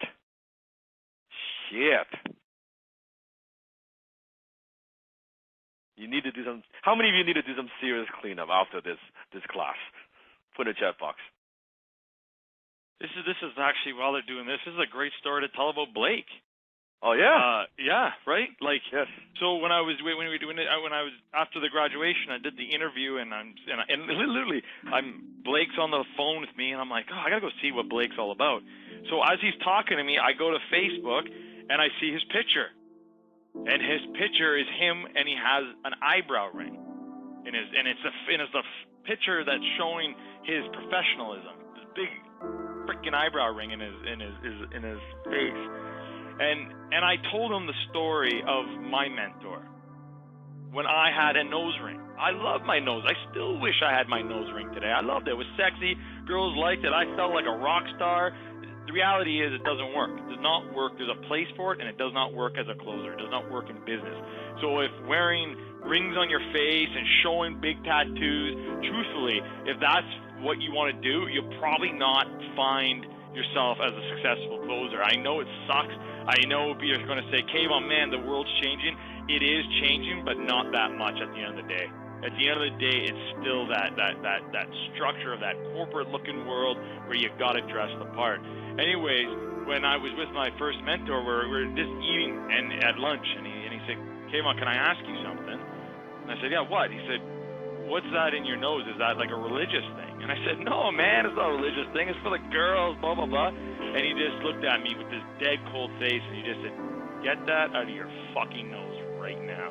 And I'm like, what do you mean? No, man, don't. And I tried to justify. I said, hey, no, you know what? Actually, I usually don't wear it. I didn't know that. I forgot it was in my nose, and when I saw you, I usually take it out, blah, blah, blah. He goes, it doesn't matter. It doesn't matter if you take it out, because there's going to be a day when you're grocery shopping or you run into them on the weekend and your client's going to see you with that fucking thing in your nose, and they're going to say to themselves, why would I give him money? That day I took it out and I threw it on the ground. I never put it in. Started operating that day as a high-ticket closer, as a higher-level person. So I said the same story to Blake. I said, Blake, can I tell you a story? He said, yeah. I said, it's going to be hard. And he's like, yeah. I said, listen, I told him the same story I just told you. I said, so what are you going to do? He took the eyebrow ring out of his eyebrow, and he just threw it on the ground. And he never put it back on. And that day, he literally woke up. He messaged me days after and said, oh my God, I've been hiding behind this image of myself. I actually thought that this ring defined who I am. Well, let me tell you, not even 3 months later of taking the eyebrow ring off, not only does he go from not learning how to be a closer, he's on my closing team, and he's directly on Team Dan Locke now, running our social media. Right, Desmond? Where's Blake right now? Is Blake here? Hopefully he might be. He might be on the call, but yeah, definitely. Blake is now my right hand when it comes to a lot of the social media initiatives that we're doing. Yeah, there's several members on that team, but he rose in the ranks really fast compared to the day when I first closed him. I was the guy, I closed him, and yeah, he was all, he was unsure of himself. He was not sure if he was going to be able to use the skills, to now leading the team. And I literally go to him every day and I said, Blake, here's a challenge or a problem. I need you to come up with a solution in 24 hours. He comes back with an amazing strategy, and his confidence is through the roof now. He literally put on a different cape. Like he took off a cape that he thought he had to hide behind, and he took it off within a split. You know what, guys? It is a great thing. Within a split second, it was a decision. He didn't think about it. He never put it back in. And we're not even asking you to take the earrings out of your faces or cover up your tattoos. We're just saying put maybe a decent profile picture on right now. Yep. And when you go through this, you need to go through your Facebook. You got to look at some of the friends that you have. Talk about the buckets of crap. You need to do a big cleanup. And you'll be one of the most, it's a fun thing. It's first going to be difficult, but I think afterwards you'll feel such relief. Like, you know what, these people, I don't want them in my life anymore. I don't want these photos online floating around anymore. I don't want that. I have a reputation. Right? Not saying to be like so stiff. That's not what I'm talking about. I post some fun stuff too. But you got to think about, is this going to help me? Does this serve me as a high-ticket closer? Or does this hurt me as a high-ticket closer? Look at everything that you do. Look at how you look, how you dress. It's very simple. It's a very, very simple question, right? And this is tough love. Yeah, go ahead. You said something to me very, very profound. And I remember that when you remember I used to shoot a lot of videos for, internet marketing and affiliate marketing and stuff like that. And I used to do all the videos about the laptop lifestyle. Hey guys, look at me, I don't have to commute, and here I am at the beach at 3 o'clock in the afternoon drinking beer while you suckers are in your cars. And, I remember you saying to me, Desmond, you're a prolific content creator, you make a lot of videos, and it's great and people love you. But let me ask you a question, right, Desmond? where do you see yourself 5 years from today? And I remember I telling you, I want to do business. Remember that billionaire friend of ours that builds buildings and stuff. And I said I want to do business with people like that. And he says, well, let me ask you, if 5 years from now you're about to do business with someone like that, and he takes a look at some of your videos that you're making right now, what do you think he'll think about you at that point? And it was such a stab through the heart. It was like, boom, like holy shit, you're right. And it woke me up to what is appropriate, what's not appropriate. Even something like that, because my videos weren't that bad. It wasn't bad. It wasn't like you drunk and doing stupid shit. It was okay. It was a lifestyle type video, right? Yep. But even that too was not representing the future me. I think the biggest lesson I took away from that was I was just thinking about in the moment. You hear about all this YOLO stuff and shit like that. But I'm telling you guys, if you don't put thought to what you want to become, what you want to transform into, the better version of yourself, and how people are going to perceive you, you will never get there. And that was a big wake-up call for me, and I started to change what I put out, and then to represent myself as the future me, the better self of me. So your Facebook, here's another one. Is Ursus? How do I pronounce this? I think it's Ursus. Ursus. Yeah, Ursus. Man, Ursus, love you, man. I watched your video. If you're listening to me, this is some tough love, but it's coming from a place of love. Just listen to Sifu. That I could see you doing the creed, and remember when you did the first video, and I said, no, you got to work on your energy. And then the second thing I said, the second video, which you have a lot more energy, you're working around, you're walking, and you are just chanting, yelling, and high energy with the creed. It's better. A little bit trying too hard, almost trying too hard to cover the insecurity. But when I look at that photo, at first I didn't know until you have the video. I thought you were a lady in the profile. Because I see you also posting, I see you commenting. I thought you were a lady. You have the long hair. Nothing wrong with long hair. But when I saw that, image-wise, is an issue. Now, Sifu is not asking you to cut your hair, not cut your hair. I only simply have one question. You got to think about the image that you have, right? Does this serve you as a high-ticket closer, or does it hurt you as a high-ticket closer? What do you think, Kayvon? And before even Kayvon chimes in, there's a question from David. He says, I see people who have two Facebook accounts, one for professional and one for personal use. What's your thoughts on that? It doesn't matter unless your second profile has a completely different name and a different picture. People are going to Google you. They're going to find you. Desmond, it does matter, though. And I'll tell you why it does matter. I'm not going against what you're saying, but I'll tell you why it does matter. Is because this is a half in, half out. Well, I'll have a business one and I'll have a personal one. Why? You're half in, you're half out. Take that leap. You're not a kid anymore. You don't have to have unprofessional pictures anymore. You're a high ticket closer operating every single day. It doesn't work. You can't choose to be a high ticket closer Monday to Friday, and then on weekends you get to be not a high ticket closer. Because I'll tell you, come Monday, you won't close shit.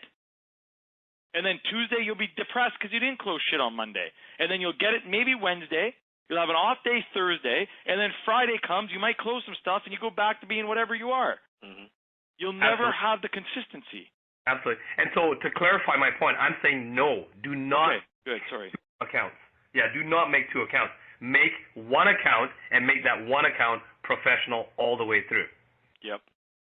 Yeah, either in or you're out. Do the personal stuff, private, personal. You don't need to show the whole fucking world all the stuff that you do. Be professional, because your client, your influencer, your prospect, they will find it. It's not very hard. They type your fucking name in Facebook. It's not that hard to find that shit. Okay, it takes 5 minutes, and they look at that and like, okay, and you got to understand when you're okay. When you're closing on the phone, like when Kayvon is closing on the phone, let's say I'm an influencer. I say, hey, Kayvon, here's some inbound leads I have. Very quality leads. I want you to sell my $10,000 package. Kayvon said, sure, no problem. I say, here are the leads. Kayvon, you're closing for me. You're talking with my best clients on the phone for $10,000. You are getting their fucking phone number. You're getting their phone numbers. You're getting their credit card numbers. Can I trust this guy with my best client's credit card numbers? You're going to process it. How do I know you're going to know? If I see your fucking Facebook photos, how do I know this guy's going to take all these credit card numbers and go do some stupid shit? That's a legitimate concern. You got to make me feel comfortable. Remember I said you're selling certainty in an uncertain world. Part of it, as an influencer, you're still selling certainty to an uncertain world, in an uncertain world. You got to give me certainty. You're not going to take my clients' credit card numbers and go do some shit and buy some drugs, and who the fuck knows, right? How do I know? Do your own shopping. I don't know. You have to give me the comfort. This is the reality. So it goes back to long hair, short hair, I don't know. Look at the picture. You're a good-looking guy, by the way. You're a good-looking guy. I don't know what's with it. There may be a story that Sifu doesn't know. But I don't know. Like the long hair, maybe an issue. Desmond, what do you think? You know, I've seen some guys with long hair that wear it right. You know, Urus, I'll say, you know, Ursa, sorry. I would say, you know, go and speak to someone who's a hair fashion artist or something like that, someone that's for professional, you know, and then probably get it trimmed. Normally, men with shorter hair in business looks a lot sharper. We even have a member on our team who was flying on a jet with us, and he was showing me a video of his, you know, his long hair, and he looked like a rock star, right? But once he got it cut, oh man, did he ever look sharp. Oh wait, how about I put it this way, okay? Thor, with his long hair, looked way better in Ragnarok. Okay, some of you may disagree, but when he got his hair cut, he looked sharper. He looked more ready for business than Thor with the long hair. You know, I'm the rich kid boy kind of thing, spoiled by daddy and shit. After he got his hair cut, he's ready for business. Yeah. That's what I'm talking about. So let me give you some examples. Look at this one.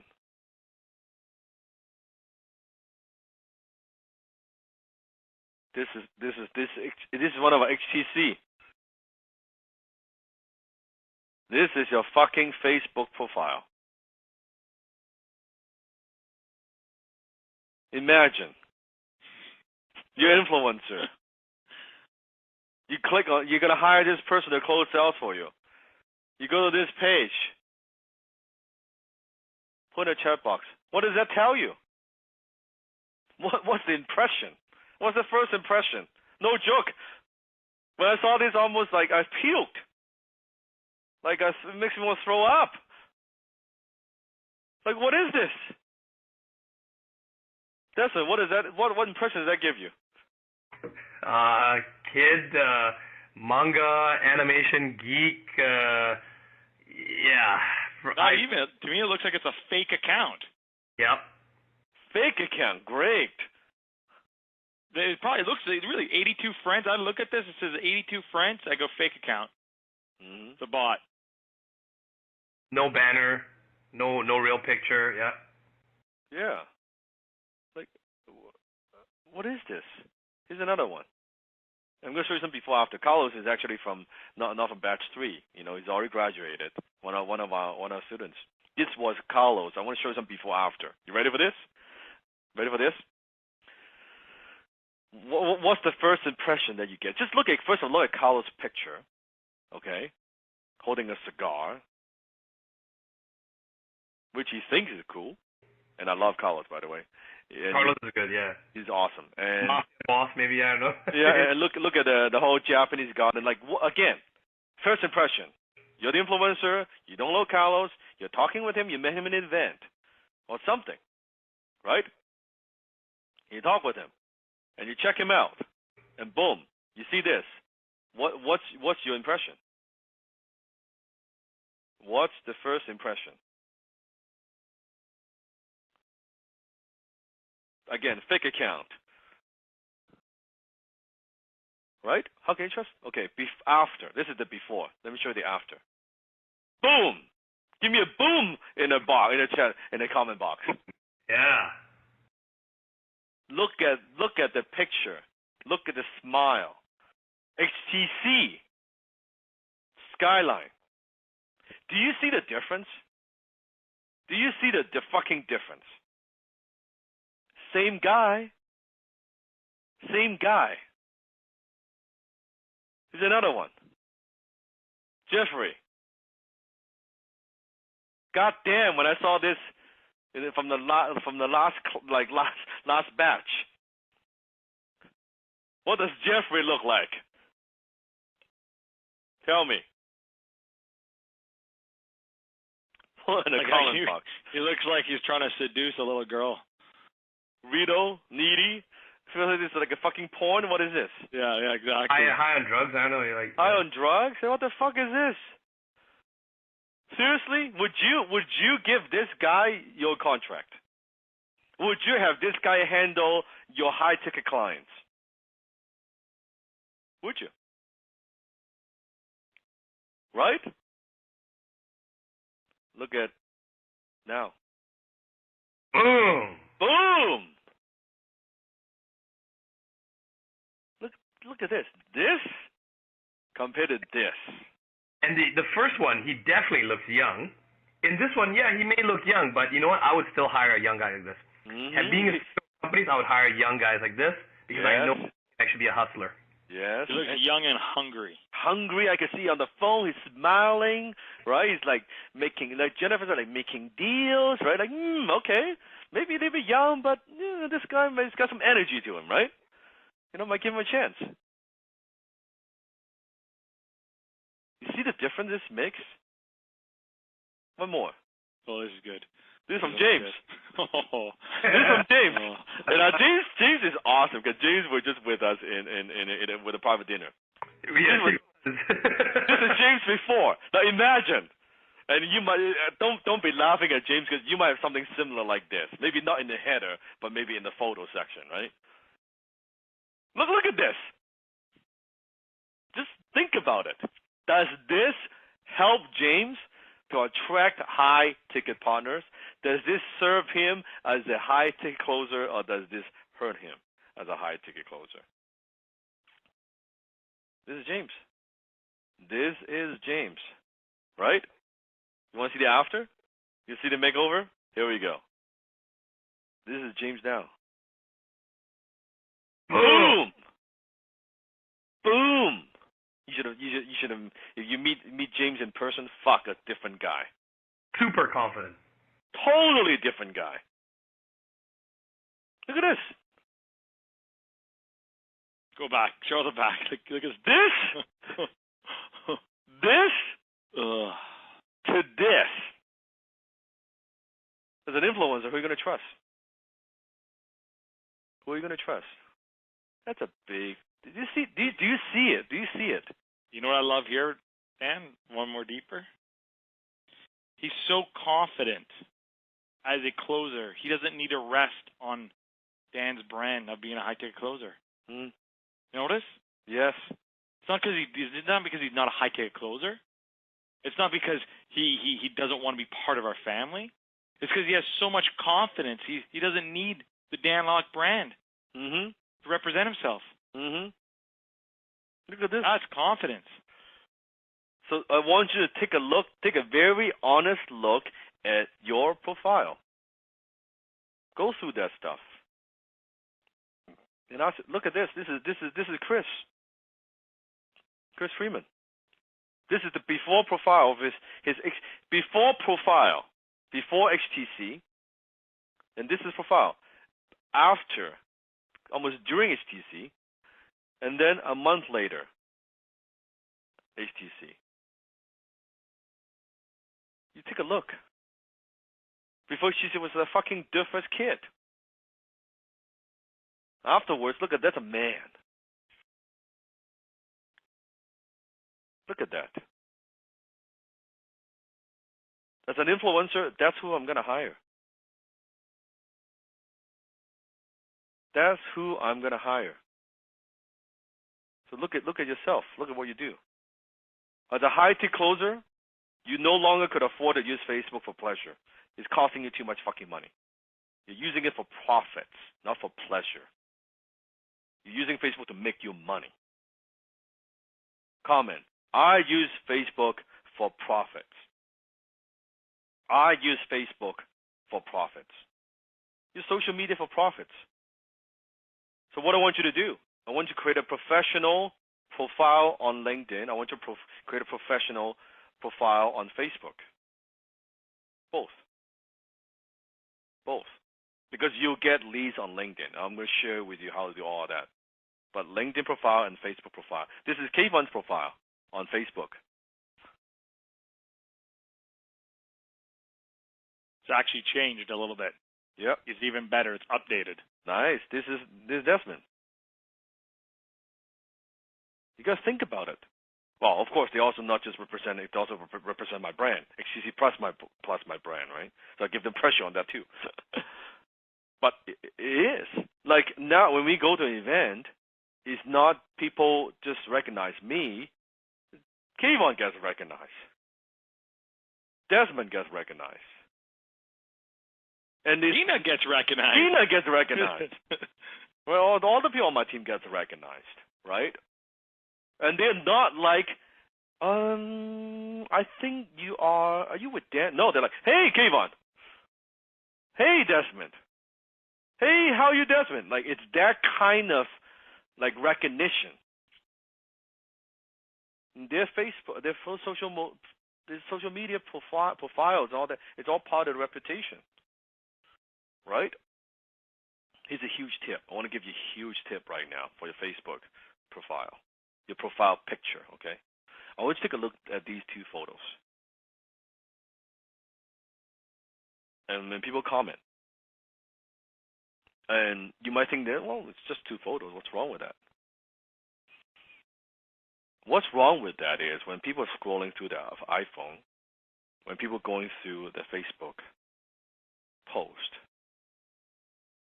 and this is, and believe me, Stephen knows a thing or two about Facebook. Okay, we almost have almost close to 1 million followers now, and by the end of the year, probably 10 million. You know, our team, I know a thing or two about Facebook. I want you to look at this. When you're zoom out like that, when people cannot see your face, they cannot connect with you. This is deep. They cannot connect with you because they cannot see your fucking face. You might think it's cool. Oh, let me show a wide shot. Let me show the side of my fucking face. Let me whatever. No. They cannot see you. They cannot connect with you. They cannot connect with you. They cannot trust you. This is big. This is huge. You look at my photo. Just my head. You can see I'm looking at you. I'm looking at you. I want to have that connection. Imagine when you're going to a different Facebook group, when you're connecting, when you're adding value, not selling, when you're adding value and commenting on other people's stuff. Look at the difference. Look at Angie's photo. I love Angie. Look at Angie's photo. Who is she? I can't see. Right? Kevin, okay, but still a little bit blurry because it still is, but you can see, look at my head.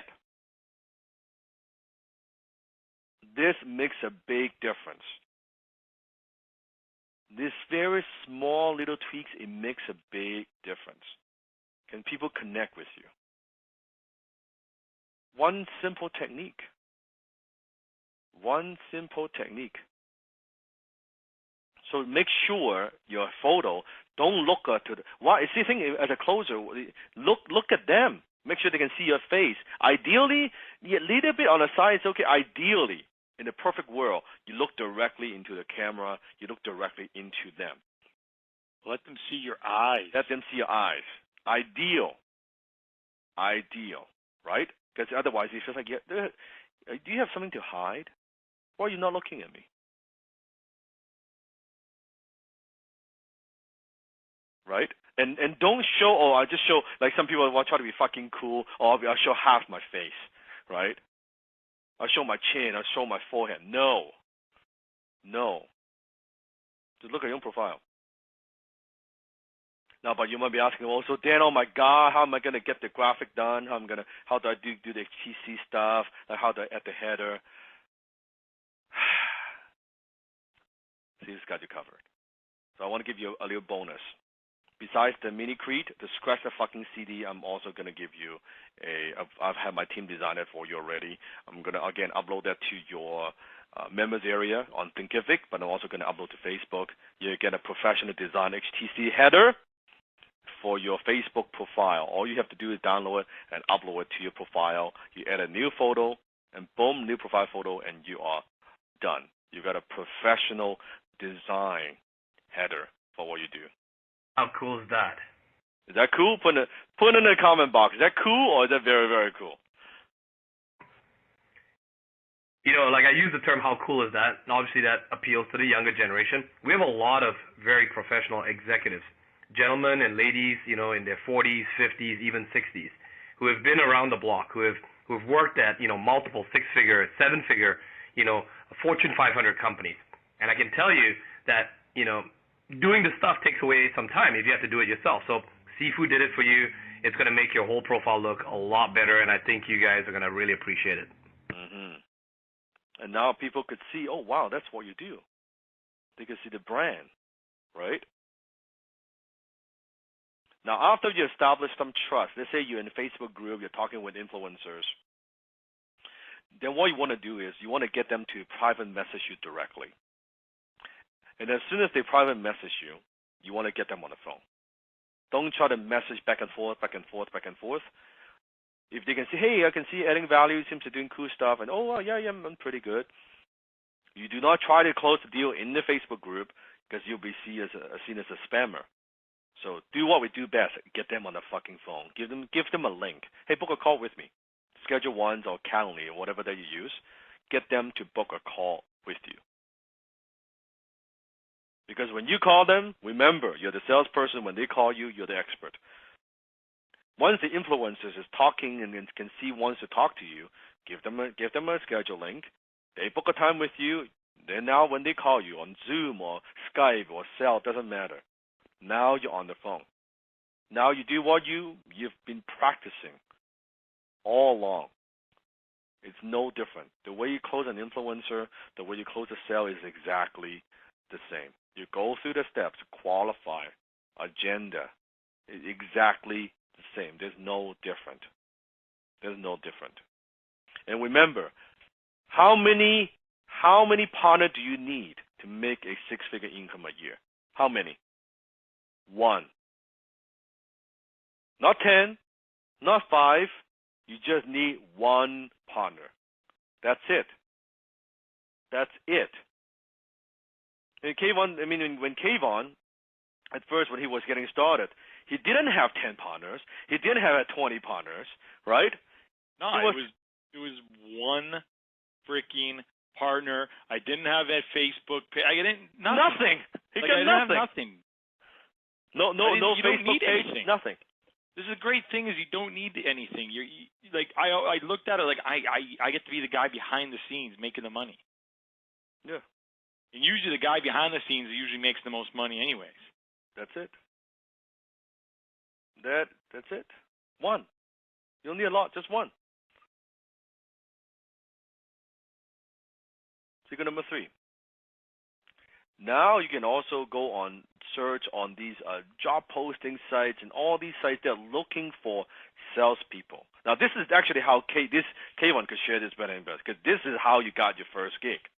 Yeah, so I saw a job posting looking for. See, if you go in there and you type in closers, you might get thousands of job descriptions that come up. But if you go in and look for commission sales, I did the math. There was like a couple months ago, there was over 52,000 different at-home sales commission jobs.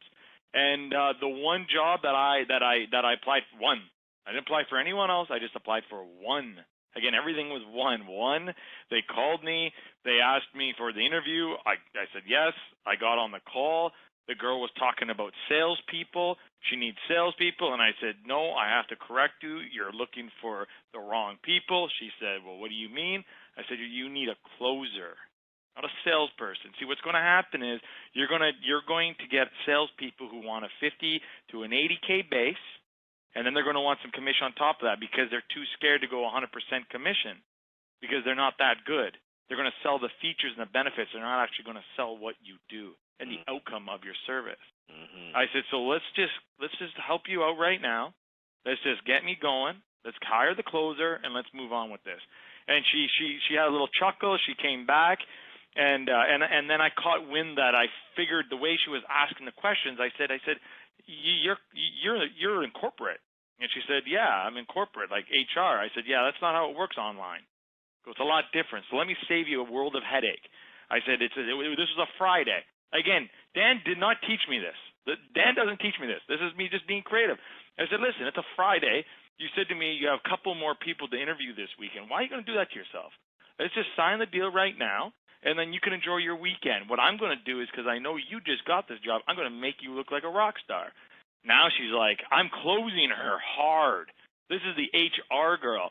And she goes, okay, yeah, this sounds good. Okay, let me have some of these interviews, and I'll get back to you. And I said, really? She's like, yeah. I said, okay, no problem. I look forward to seeing you on Monday, because you know and I know that you're going to be calling me on Monday. I hang up. 1 hour later, she's like, yeah, you got it. She didn't even do the rest of the interviews. And literally, that was the one job description, one call, and now I'm in. A week later, I'm on my first closing call ever. I had nothing like this. Dan did not give me any of this. 15K. You mean I didn't give you a banner? No banner, no none of this. 15K, $15,000 offer. I took it I wore the cape. I knew, when you're in a position like I was, and you had tried everything, and it failed, and you got up and you tried everything again, and you thought you put even more effort this time and failed. And then the third time you pivot and you have more energy and you have now more support than you think you have support, and you have all this confidence and you fail. This was it for me. I knew Dan aligned me with my core values, with my core strengths. And I knew that I couldn't fail it. I wouldn't fail it. I didn't want to fail. So I just did the calls. I did not close my first call. I did not close my second call. So I called Dan. I go, Dan, I can't close shit. What's going on? Can you listen to my recording? No. You think Dan's going to listen to a 45-minute recording? Fuck no. He goes, what's the objections you're hearing? I'm like, oh, they said, let me think about it. Okay, what'd you say? I said, well, this. And he goes, no, say this. Okay, Dan, great. Next call. Guy's like, let me think about it. Really? What's there to think about? What have we not talked about that you need to think about? Boom, closed. Dan, it worked. And then next thing you know, really, again, I say it all the time. It's a month later, guys. It wasn't like a year and a month. It was 4 weeks later. I'm getting a check, $20,000. 6-7 weeks later, $30,000. 3 months later, $50,000. And now today, here's the best part. And Dan said it earlier in this meeting. He said, once you have it, nobody can take it away from you. Correct. And I now I literally live my life now knowing that I'll never make anything less than $50K a month. And the reason for that is because I know if come, say, June 15th, and I'm not close to my $50K, I know what I have to do. I have to go get one influencer. I have to open up my calendar 7 days this week and just close like a motherfucker. And guess what I'm going to get? A $50,000 check. Exactly. That's no one can take that cool. skill away from you. No one can take that skill away from you. It's yours. And you can go anywhere. You can work with any influencer. And there's so many opportunities. Because the high ticket closer, we know what we have. That's why we can jump off the plane without a parachute. Everybody's, give me a 30, 40K base salary and yeah, I'll pick a little bit bonus on top of that that kind of attitude you think would get you to that 30, 40, 50K a month? The reason why the influencer is paying Kayvon that kind of money is because you know what? You don't eat until you close. That's the biggest one. That's why you're willing to take that risk. You believe in your ability. Sure. Sky's the limit. You bring me as many sales as you could, I'll pay you as much as I could. And think about like when Kim, I think your commission was it 20%? No, it was only 10% on that one. Well, 10% on that one. That's okay. what I'm saying. Yeah, he was only on 10% the first time. Mm-hmm. So he was a machine. And that's what I'm saying. And I made $20K on 10%. Correct. Correct. If I was making 20%, my God, to think about that, that would have been $40K in the first month. That's correct. So if you do what everyone else does, you will get what everyone else gets. Okay. So let me ask you a question now. HTC grads, don't spell this for me, kids. So don't say anything yet. When you go to these job sites, what do most people do? They're looking for position. What do they do? What do they send in? Put in the comment box. Resume. A resume. What every single damn person will send in is a resume. And they will ask for a resume. And if you know that's what everybody else does, you sure as hell know that's not what you want to do. Just imagine you're on the other end. You're the HR person. You're the influencer. You're looking for a closer. You're looking for strong commission-based salespeople. And you got 300 resumes. You can't tell the fucking difference. How do I know you're good? How do I know you're good? So you do not send in a resume, ever. What do you send in? Dan? Go ahead, ask me. Ask me. What do you send in? Here's what you send in. You do not send in a resume, you send them a fucking video. I practically pioneered this. You send them a video resume. Because when you send them a video, they can see you, they can feel you, and also most importantly, nobody else does it. Imagine, they're looking at through the email, resume.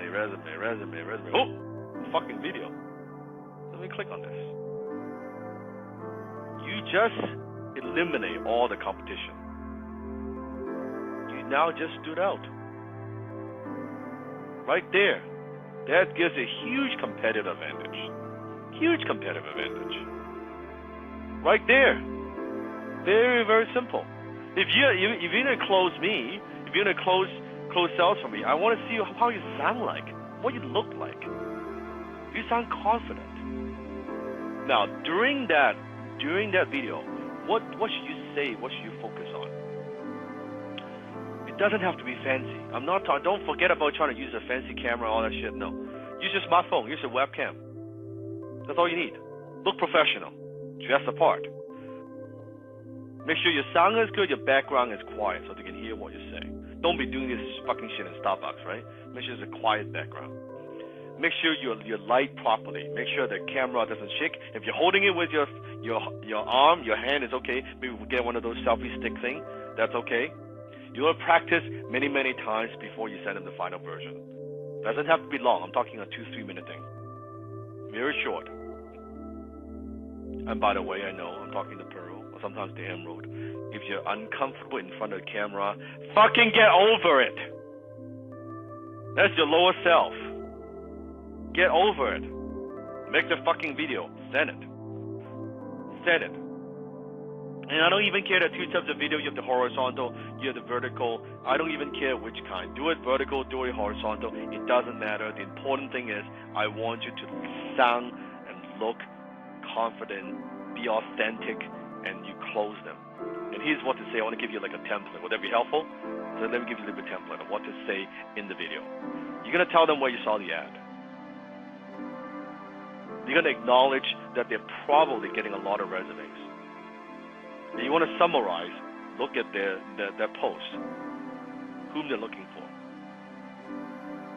If you think they have an objection, you bring it up right in the video. You're going to tell them what makes you different. And then you're going to make them an offer they can't refuse, which is commission-based. And there's a very clear call to action at the end to get on the phone with you. That's it. You can do the whole thing within 5 minutes. Tell them where you saw the ad. Acknowledge them. They're probably getting a lot of resumes. Summarize whom they're looking for. You think they have an objection, you bring it up. Tell them what makes you different. Make them an offer they can't refuse. Clear call to action. Get on the phone with you. Very, very simple. It is very, very simple. Kevon, you give it a try? Well, Desmond, Yeah, I was just gonna say if you want me to, sure. So imagine camera is rolling. Action. This is off the cusp, right? Hey Dan, I saw your job listing on Monster.com. I just want to say that I'm sure you're getting tons of resumes, but I can tell you right now, this is where you can stop. My name is Kevon, and I'm a high-ticket closer. I actually close high-ticket offers over the phone within 45 minutes, guaranteed. Now, if you come and look a little bit at me, you might see that I only have a couple years of sales experience, but what I can tell you, in those couple of years, I've learned more than what most people will learn in their 20-year careers. What makes me so different is the fact that I'm not just young and hungry. I'm willing to open up my calendar 7 days a week so that I can continuously close for you. Now, the difference also is I'm not looking for a base. I'm not looking to be a cog on your business. I'm actually looking to be the only person in your business that is making you money. Now, if you're looking for a high-ticket closer who is hungry, if you're looking for a high-ticket closer who's going to take your business to the next level and run with you, then please give me a call. My phone number is 604-396-7997. Again, it's 604-396-7997. You hear the conviction. Now, this is the only time. Remember, we talk about you don't want to get enthusiastic on the phone. This is the only exception. When you're making a video, I want the enthusiasm, not hype. I want that confidence. I want the energy. I want them to feel that. And look, I mean, that's less than 3 minutes. That's off the cusp. Right there. Like, imagine if you did it for 10 times. Imagine if you wrote it out, just a couple lines. So imagine you're on the other end, you're the HR, you're the influencer, resume. Oh, fuck, man, I don't know, looks like this all looks the fucking same. Suddenly, this K1 guy send me a video. I click on the link. What the heck? Who are you going to want to talk to? Do you really want to go through the fucking 300 resumes, 500 resumes, reply all that shit, maybe book a call, and then go through a first interview, second interview, or you're like, you know what, this guy sounds pretty good. He sounds pretty good. This is out of the box. Let me give him a call. Which one are you going to talk to? It's simple.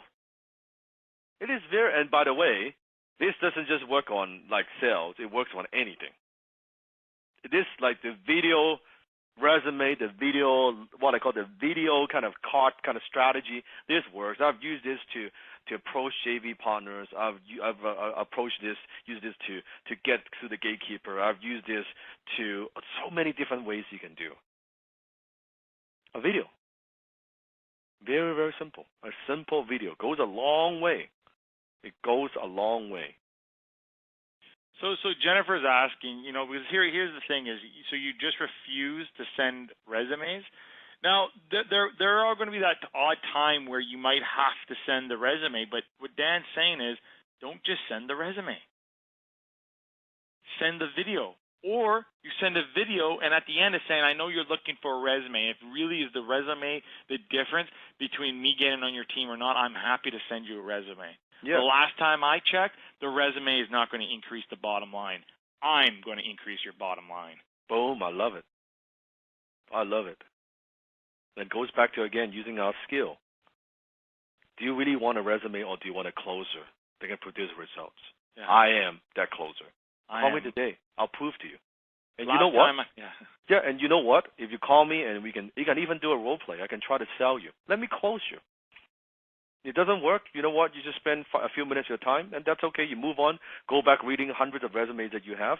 But what if I am the guy that you're looking for?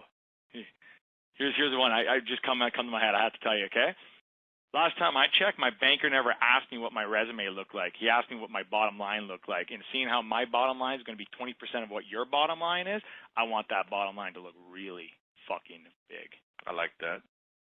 Boom. You know why I said that, right? Yeah. Meaning I'm going to take 20% commission. I love that. That's HTC. That's thinking outside the box. That's fucking HTC. That's what I'm talking about, right? And look sincere, by the way. Don't talk too fast. Yeah. And I was gonna say, Dan, a lot of people, the emeralds. I want to speak to the emeralds, right? Oh, yes, please. They're gonna want to probably replay this. You're probably gonna type it out. Don't do that. No. Don't do it. No. It's very, very important. Now, obviously, Kayvon, right, comes with a lot of, he's got a lot of, he's burning conviction, right? And that doesn't mean that you need to try to mimic him word for word. What you need to internalize is the tonality. It's that conviction. Mm-hmm. So you can definitely pick up a lot of things. Take everything that you've heard, replay. Yes, go through the replay. Write it out if you have to. Read it and then put that piece of paper away and then speak. Now, when you're speaking to that camera, when you look at that lens, you're speaking to a person. Look at the lens as if you're speaking to a person with conviction. Yeah. It's not about getting the words right. It's about sounding with conviction. It's about sounding confident. When you do it, that's normally what gets you the interview. That's what gets you the job, right? So it's very critical. And, of course, there's a couple other tips that we've given you guys, obviously about lighting. You want to make sure that you have fairly decent lighting. I don't want to overcomplicate it. I know the emeralds will want to have the perfect setup. You're not going to have the perfect setup. Shoot 100 fucking takes if you have to. I used to teach people how to shoot videos all the time. You're not going to get good till your 20th video. Shoot one video, review it. You don't like it, find 3 things you can improve about it, shoot it again. Just improve 3 things. You may not even improve 3 things, you might improve 1.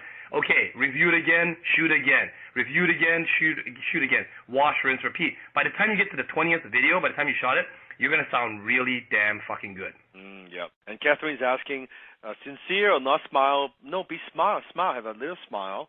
But again, don't overdo it. You're not trying to look closer over. I'm going to be a closer. You're playful. You're confident, and just be yourself. I need them to feel you. I need them to feel your emotions, because they will be picturing you'll be talking to my prospects. You'll be talking to my clients. Do I want this person to be talking to my client? It's that simple. Would you hire you? The pearls actually might be pretty good at this. The pearls can be very empathetic. They can be, and so you definitely want to help that person. Show that through your eyes. Yeah. Have you ever done an exercise where you look at a person without saying any words for literally 5 minutes, and you communicate love to that person, right? I love you, I appreciate you. It's like that, but you're looking at a lens of a camera, and you're literally telling that influencer, I want to help you. I want to solve your problems. I know that you're spending a lot of time.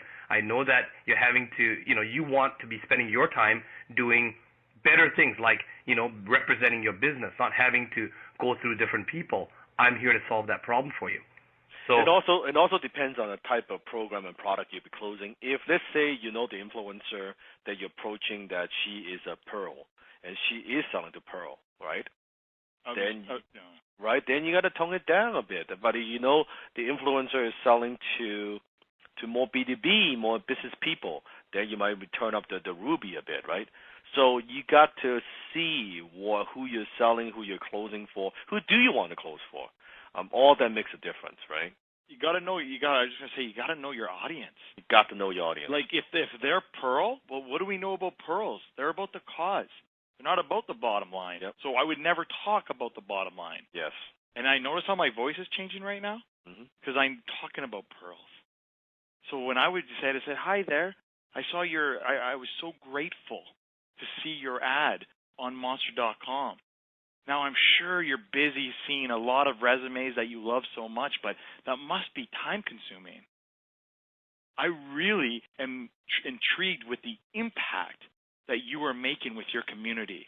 I actually was just looking at the article you wrote on how you're going to make an impact for 2020, and it really struck a chord with me. I'm writing you and sending you this email because I would love nothing more but to join your mission and to impact the world like you are and to be part of something that is so much bigger than all of us.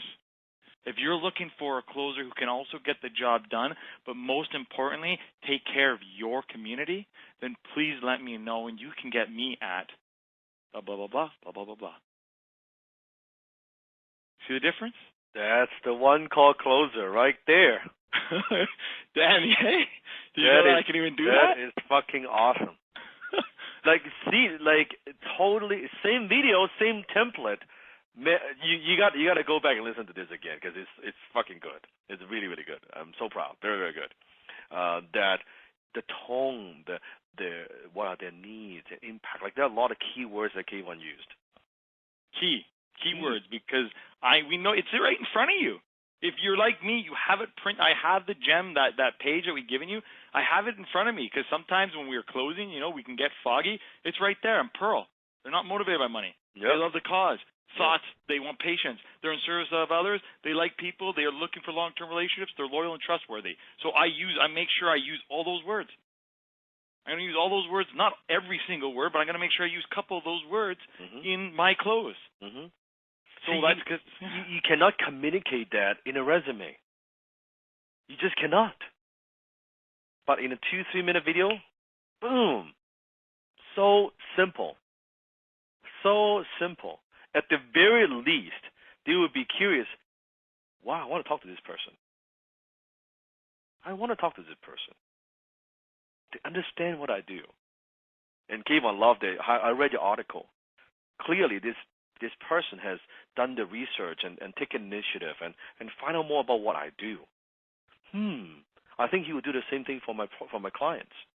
He's going the extra mile. It is so powerful. And if you can prove to them that you can sell yourself, how the hell can you sell for them? You cannot even sell yourself in a 2-3 minute video. And you're gonna again close $5,000, $10,000, $20,000 sales for an influencer. It makes no sense. It's the best way that you can do it. In a very short period of time, show them what you could do. And here's the great thing. You just have to send them your best video. They don't know you've done 10 takes. They do not know you've been practicing this. It's okay. It might look very effortless. You just shoot this. But maybe that's the 9th video that you shot. That's okay. They only see the best version. You can pick and choose. This is not Facebook Live. This is not like, hey, this is impromptu, let's do it right now.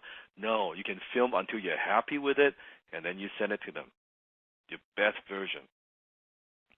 And then as you practice more, it will become easier and easier, and you could be able to do it faster and faster. And remember, how many partners do you need to make 6-figure income a year? How many? 1. Just 1. Not 10, not 20. You just need 1. 1 fucking partner. It's all you need. 1 solid, good partner is all you need. Another thing that you can do, another secret is you can close the closer. Here's what I mean. Within your Facebook post, when you go on the Facebook, you see these ads from all these influencers. If they're running ads, they are driving them to some kind of funnel. Chances are they have some kind of offers. And if you see an influencer running the ad, okay, they say in this case is Darren Hardy from Success Magazine, right? Darren's running an offer, a free giveaway, and I know that his backend, he's got coaching, he's got mastermind group, he's got a number of programs, high ticket. That's how he makes his money. So you can see if he's been running this ad, and if you see the amount of shares, the amount of views, if he's spending money on running the ads, and he's got all these like pretty big number of views, what does that tell you? Take a guess. What does that tell you? What does that tell you? It means the ad is working. It means the offer is working. It also means he's got a marketing budget. It also means he's got closers. He needs closers. Good. Very, very good. Then what you do is you offer into his funnel. Look at what he does. Look at the ad spend. Hey, I've been seeing this ad, spending some good money on it. You opt into the funnel. Now this time you don't opt into the funnel with the shiny object syndrome and buy all kinds of shit, okay? This time you are opting in with a very different purpose. You take your time. You go through the funnels. You look at what they have. And ideally, I want you to choose a niche you have a basic understanding of. It's not a requirement. It's just it's nice to have. If you don't, pick anything. If you do, let's say you're particularly interested in a certain niche, that would be good. But definitely don't pick something you have no clue about. Okay, so if Kayvon doesn't like cryptocurrency, don't be closing with cryptocurrency, right?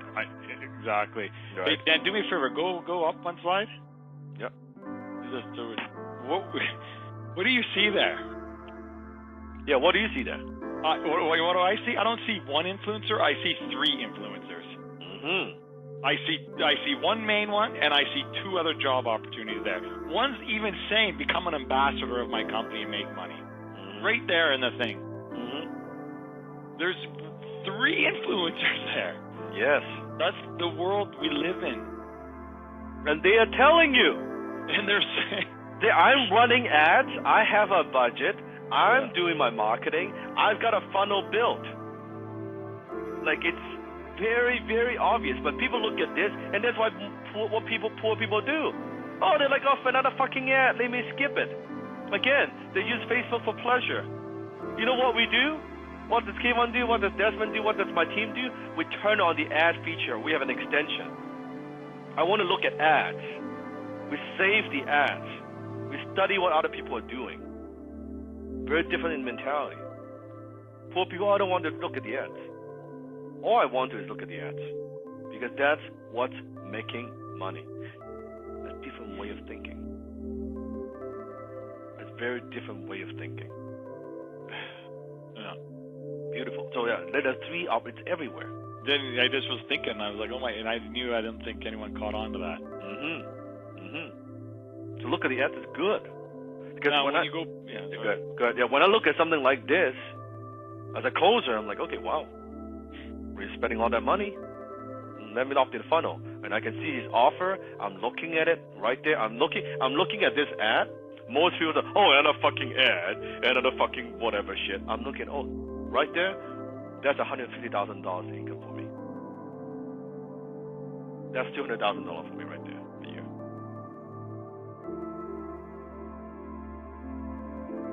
Except it's a shift in mindset, isn't it? It's a shift in the way how you look at things. One person look at this is annoying as a fucking ad. Another person look at this is worth $200,000 for me. Same ad.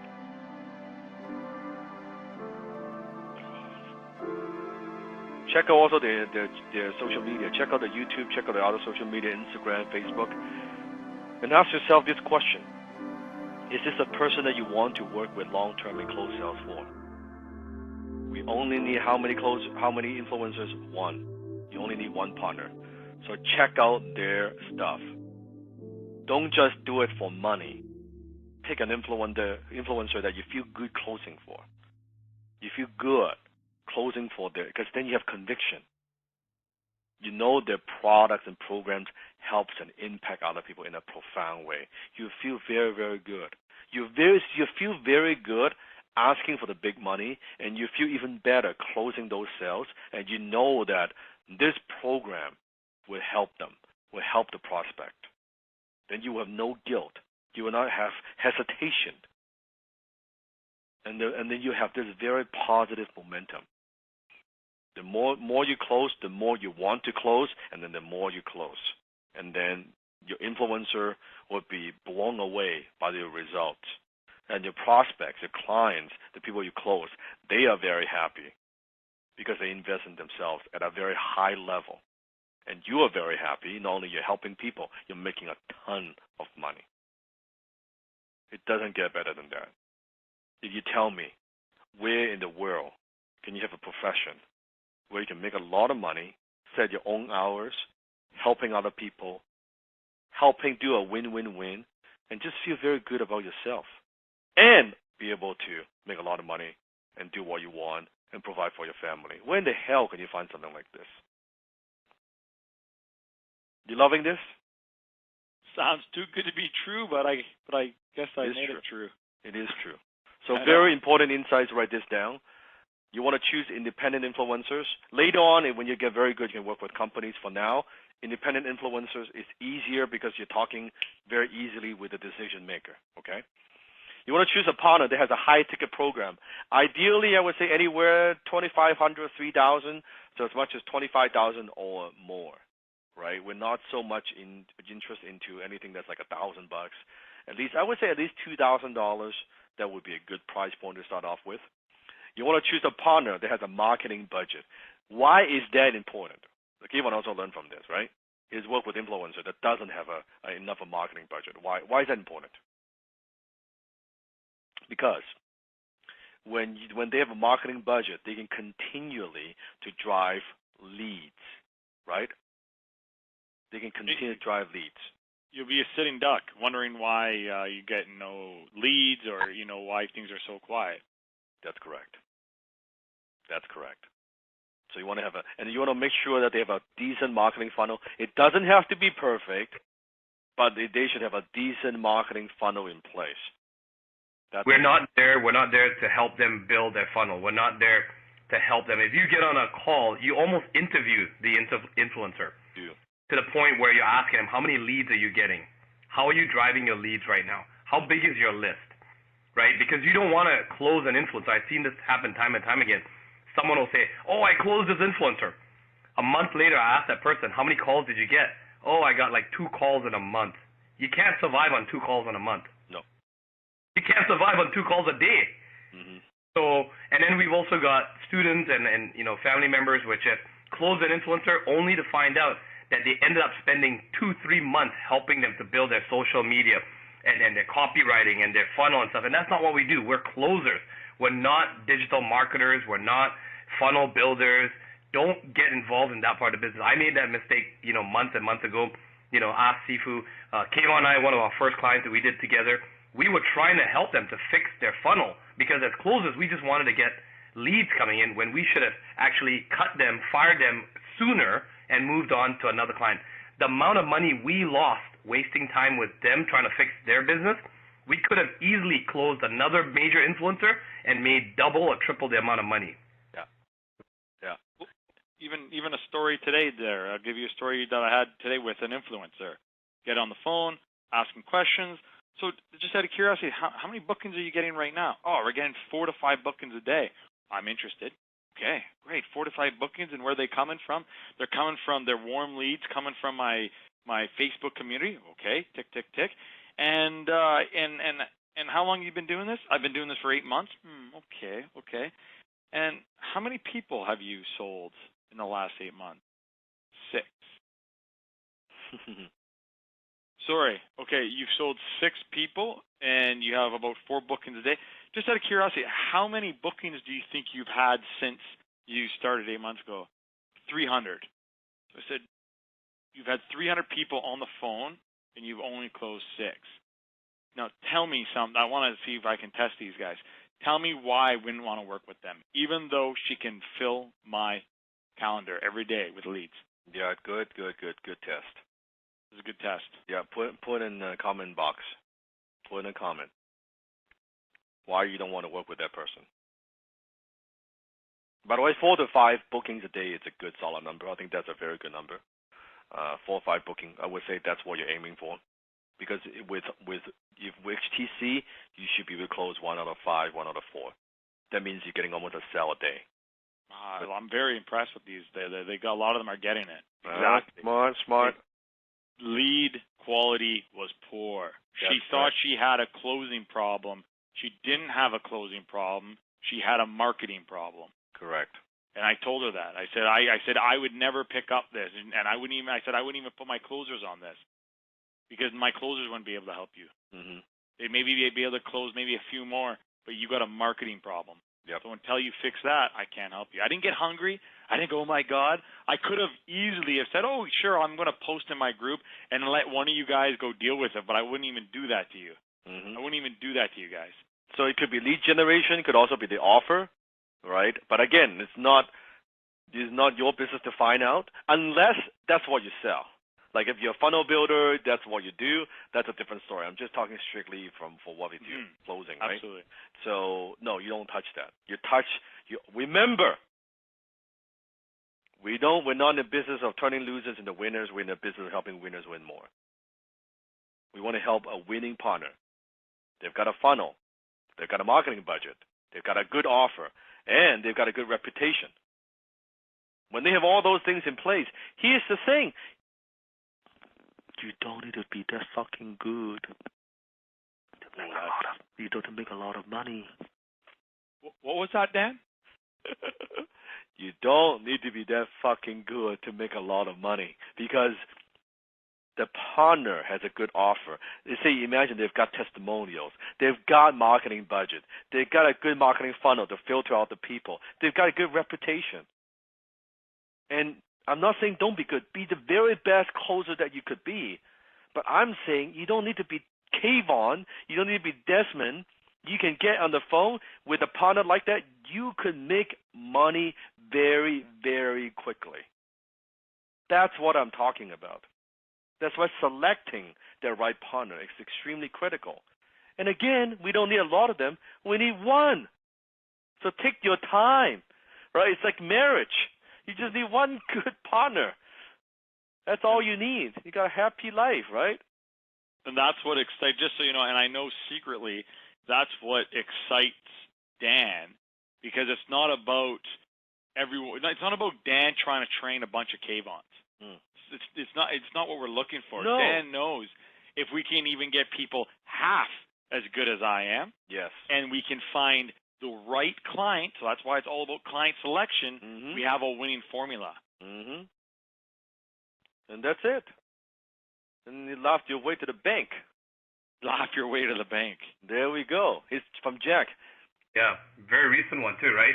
Jack's actually from Singapore, so interesting experience today when I posted a picture of me holding the HTC certificate and putting on HTC t-shirt I received from Sifu.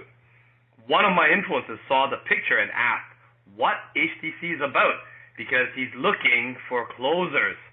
While I don't have the intention to look for influencers, as I said before, because I use HTC skill primarily on my tax consulting work, I did not say no, but asked the influencer to give me an idea of his high-end program, which is USD $10,000 inner circle.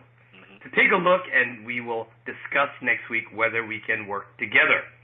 It's such an interesting experience, like what Sifu said today. In week 5, influencers need closers. They need us. How many of you can relate to this? I will update the discussion with this influencer after I speak to him next week and share with the group. Awesome. Here's the deal. If you're truly good at high-ticket closing, not just doing closing, it's who you are in the DNA. If you're truly good and you truly get the abundance mindset I've been teaching you, and you operate from your higher self, you'll realize there are opportunities and clients literally everywhere. Everywhere. There are so many opportunities. You do not have an opportunity problem. I've already taken care of that for you. I've already created this profession in the blue ocean versus most people.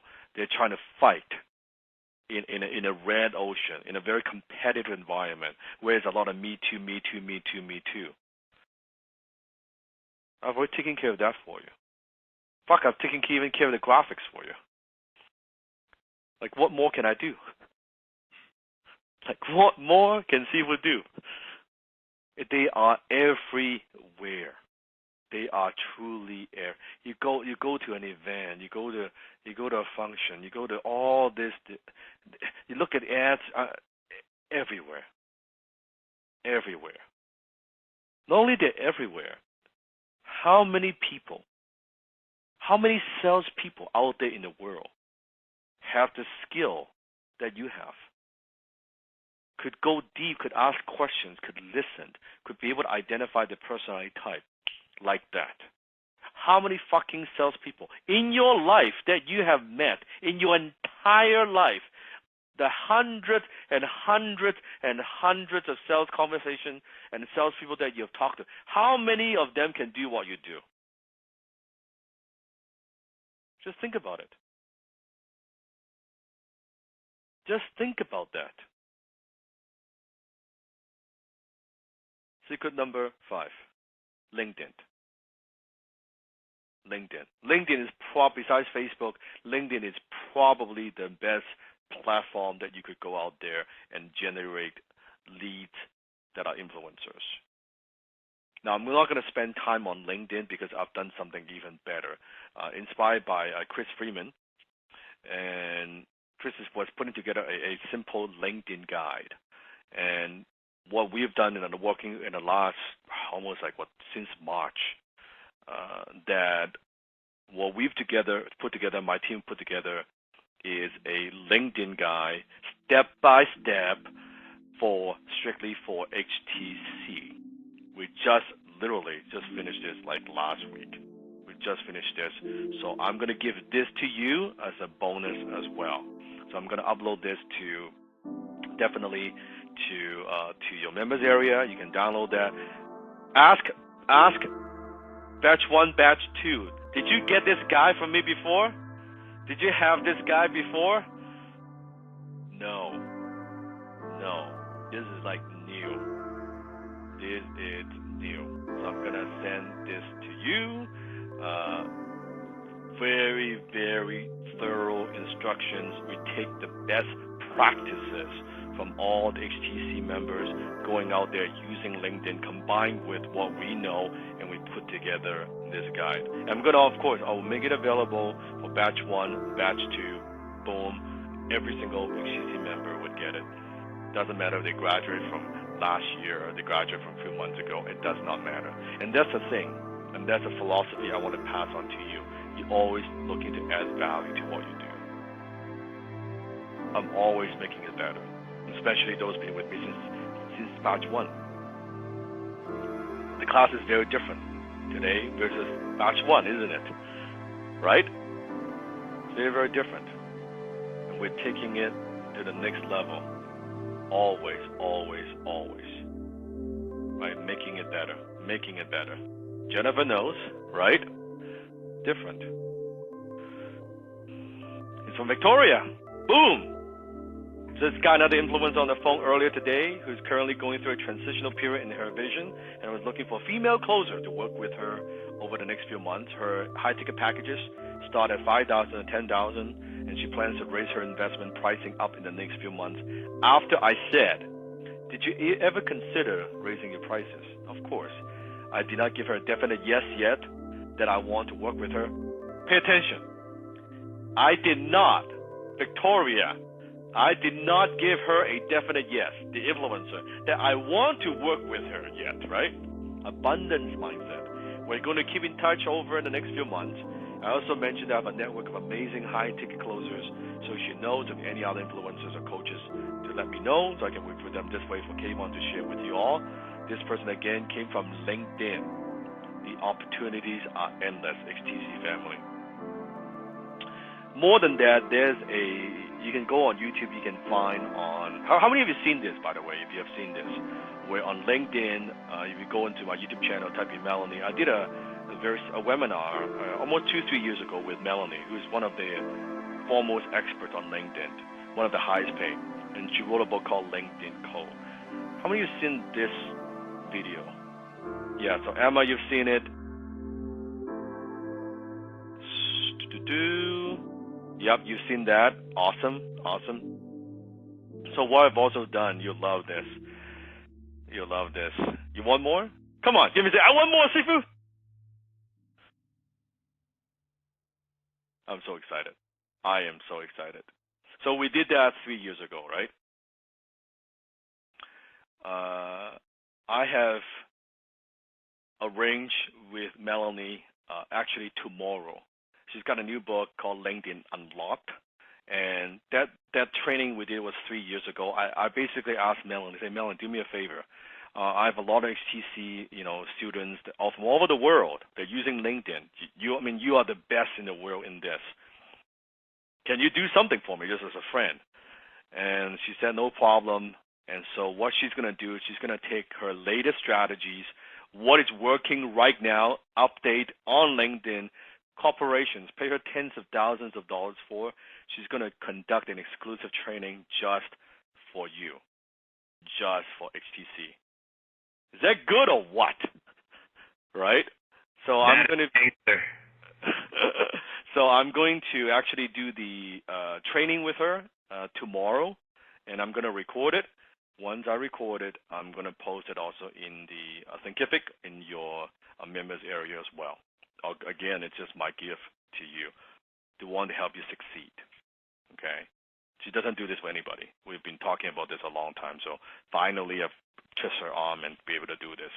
Because she was like, oh, but then, like, corporation pay me tens of thousands of dollars. I said, I know. Do me a favor. Just teach the best stuff to my students, right? So that's awesome. So you're going to get that. That's just a bonus that I could add on. It's not part of, like, it's just a bonus that you get. Also, just keep on giving. I'm also going to give you a professional LinkedIn HTC header. So not just Facebook, because I know you'll be asking me, oh, Dan, I'm doing LinkedIn. What about LinkedIn? Yes, we've got that covered. So I'm also going to upload that. You're going to get the LinkedIn profile, header graphics, so it looks professional. Everything is branded properly as well, so you can stand out as well.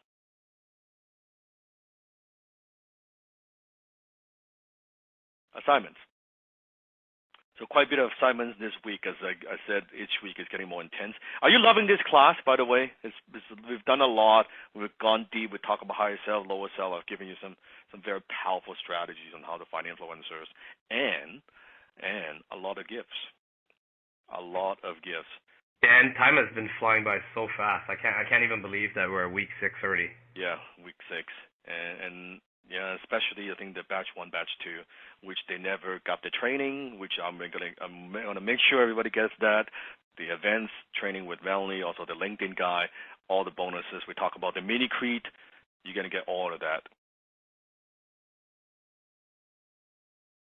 So homework, step 1, as usual, 10 videos a day. How many videos a day? 10 videos a day. 10 videos a day. Immersion is the key. Make sure you watch a minimum of 10 videos a day. Every morning, attitude, gratitude video. How many of you are doing that, by the way? Make sure. Put in the comment box. You're doing that. Now it's almost become your daily routine. You don't even think about it. It's part of your ritual, right? A daily habit to success. Afternoon, millionaire mindset. Evening, program your subconscious mind for success and wealth. Make sure read the high-tick closer, create the long one out loud, at least, I would say, once a day. You develop the self-image. Then upload the mini Crete to your phone. So every time you look at your phone, mentally, don't just look at the phone. Mentally go through the mini Crete in your mind, or you want to say it out loud, you could do that too. So you focus on living your high-ticket closer self, your higher self. You want to scratch that fucking CD. The more times you do it, the better. And you will feel so different after about 7 to 14 days as you're doing that. Every time you look at it, you just scratch that CD. And you'll notice the voice of your lower self gets less loud. Gets less loud and less frequent. When that happens, you know. And you also be much more aware. Is this my higher self talking, or is this my lower self talking? Just being aware, then you can pick and choose. Hey, you know what? I don't have to buy into this thought. This is not my fucking thought. I don't have to believe in this thought. This is my lower self thought. Because before it's all lumped into one. You have no fucking idea. You thought that's who you are. When it's not who you are, it's just your lower self that's talking. You follow what I'm saying? Now you know. So scratch that fucking CD. Number 2, we're going to also upload the actual sales recording sales call Kayvon and Desmond did. So you also log into your members area on Thinkific. We're going to upload those. So you can now listen to them, how actual calls are done. We also upload the sample sales script that I promise you, that what we use, how we use it, and you can also download. So a lot of goodies. My goodness, Kayvon, there's a lot of goodies this week. It's like Christmas. I'm still overwhelmed with the LinkedIn thing because that was a surprise to me. I didn't even know that. Yeah. But here, I know we got a race here, but I just really want to hit something home here with this, the live actual calls. So again, when I started with Dan, I never had live calls, but I had one live call that someone gave me outside of this, but it was the same thing, closing high ticket over the phone. I didn't just listen to that. I literally listened to it every day when I was working out. I listened to it when I was driving. I was listening when I was walking around. We're giving you 5 to 6, I think there's actually up to 10 different recordings in there. If you want to be like Kayvon, if you really want to take this serious, this is really what I'm talking about, is put those into your iPod. This is all you will listen to for the next 5 weeks until you get it so ingrained in your head. You hear what I say and when I say it. Then you'll be able to close whatever you want, when you want. That's right. Yeah, you should be thinking about it, just immersion. Because when you immerse yourself into it, when you take on the identity of a high-ticket closer, again, then it's not a struggle. It's not a push. It's just who you are. It's what you do. Right? It's very difficult for me, like, to close badly. Like, remember the role play we did, right? It's just hard. I'm like, okay, how can I do this badly? It actually takes effort to be a bad closer because it's so ingrained into who we are, what we do. So, and it's very valuable. That's a gift from Kayvon, from us, that listen to those calls. Listen to how it's done.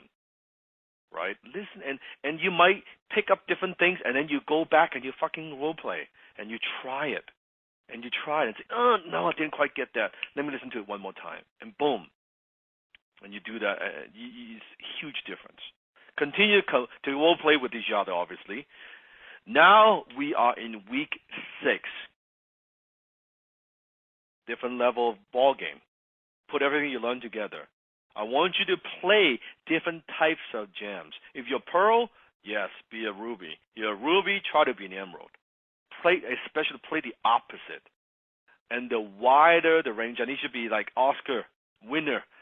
I want you to be an actor.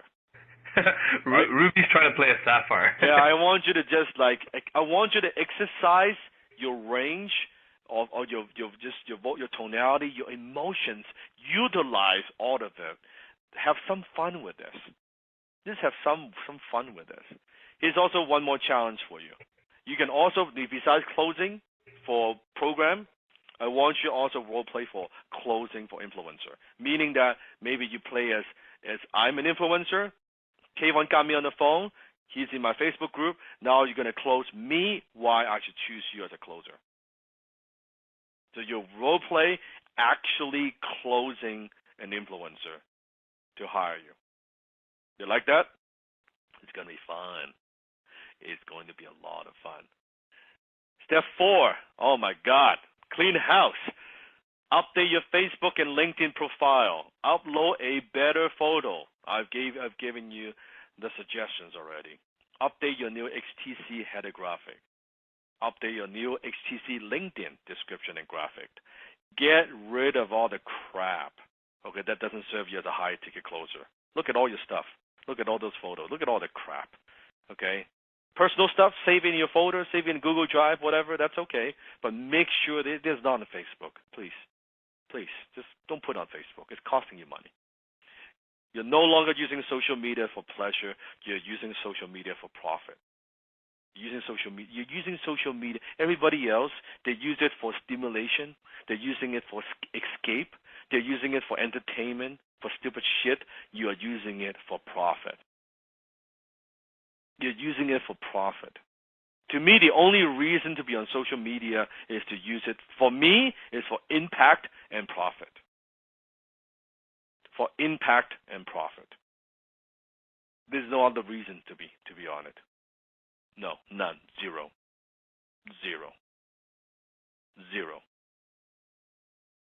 Step 5.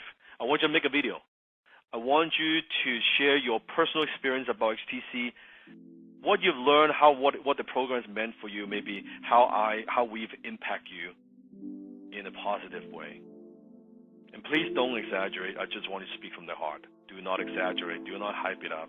Just be you. Also, it gives you an opportunity to practice your skill and get comfortable in front of the camera. Be natural, be yourself, don't overthink it. And I want you to submit the video to assignments@highticketsales.com. At highticketsales.com. We're not done. I'm also going to give you a filming guide.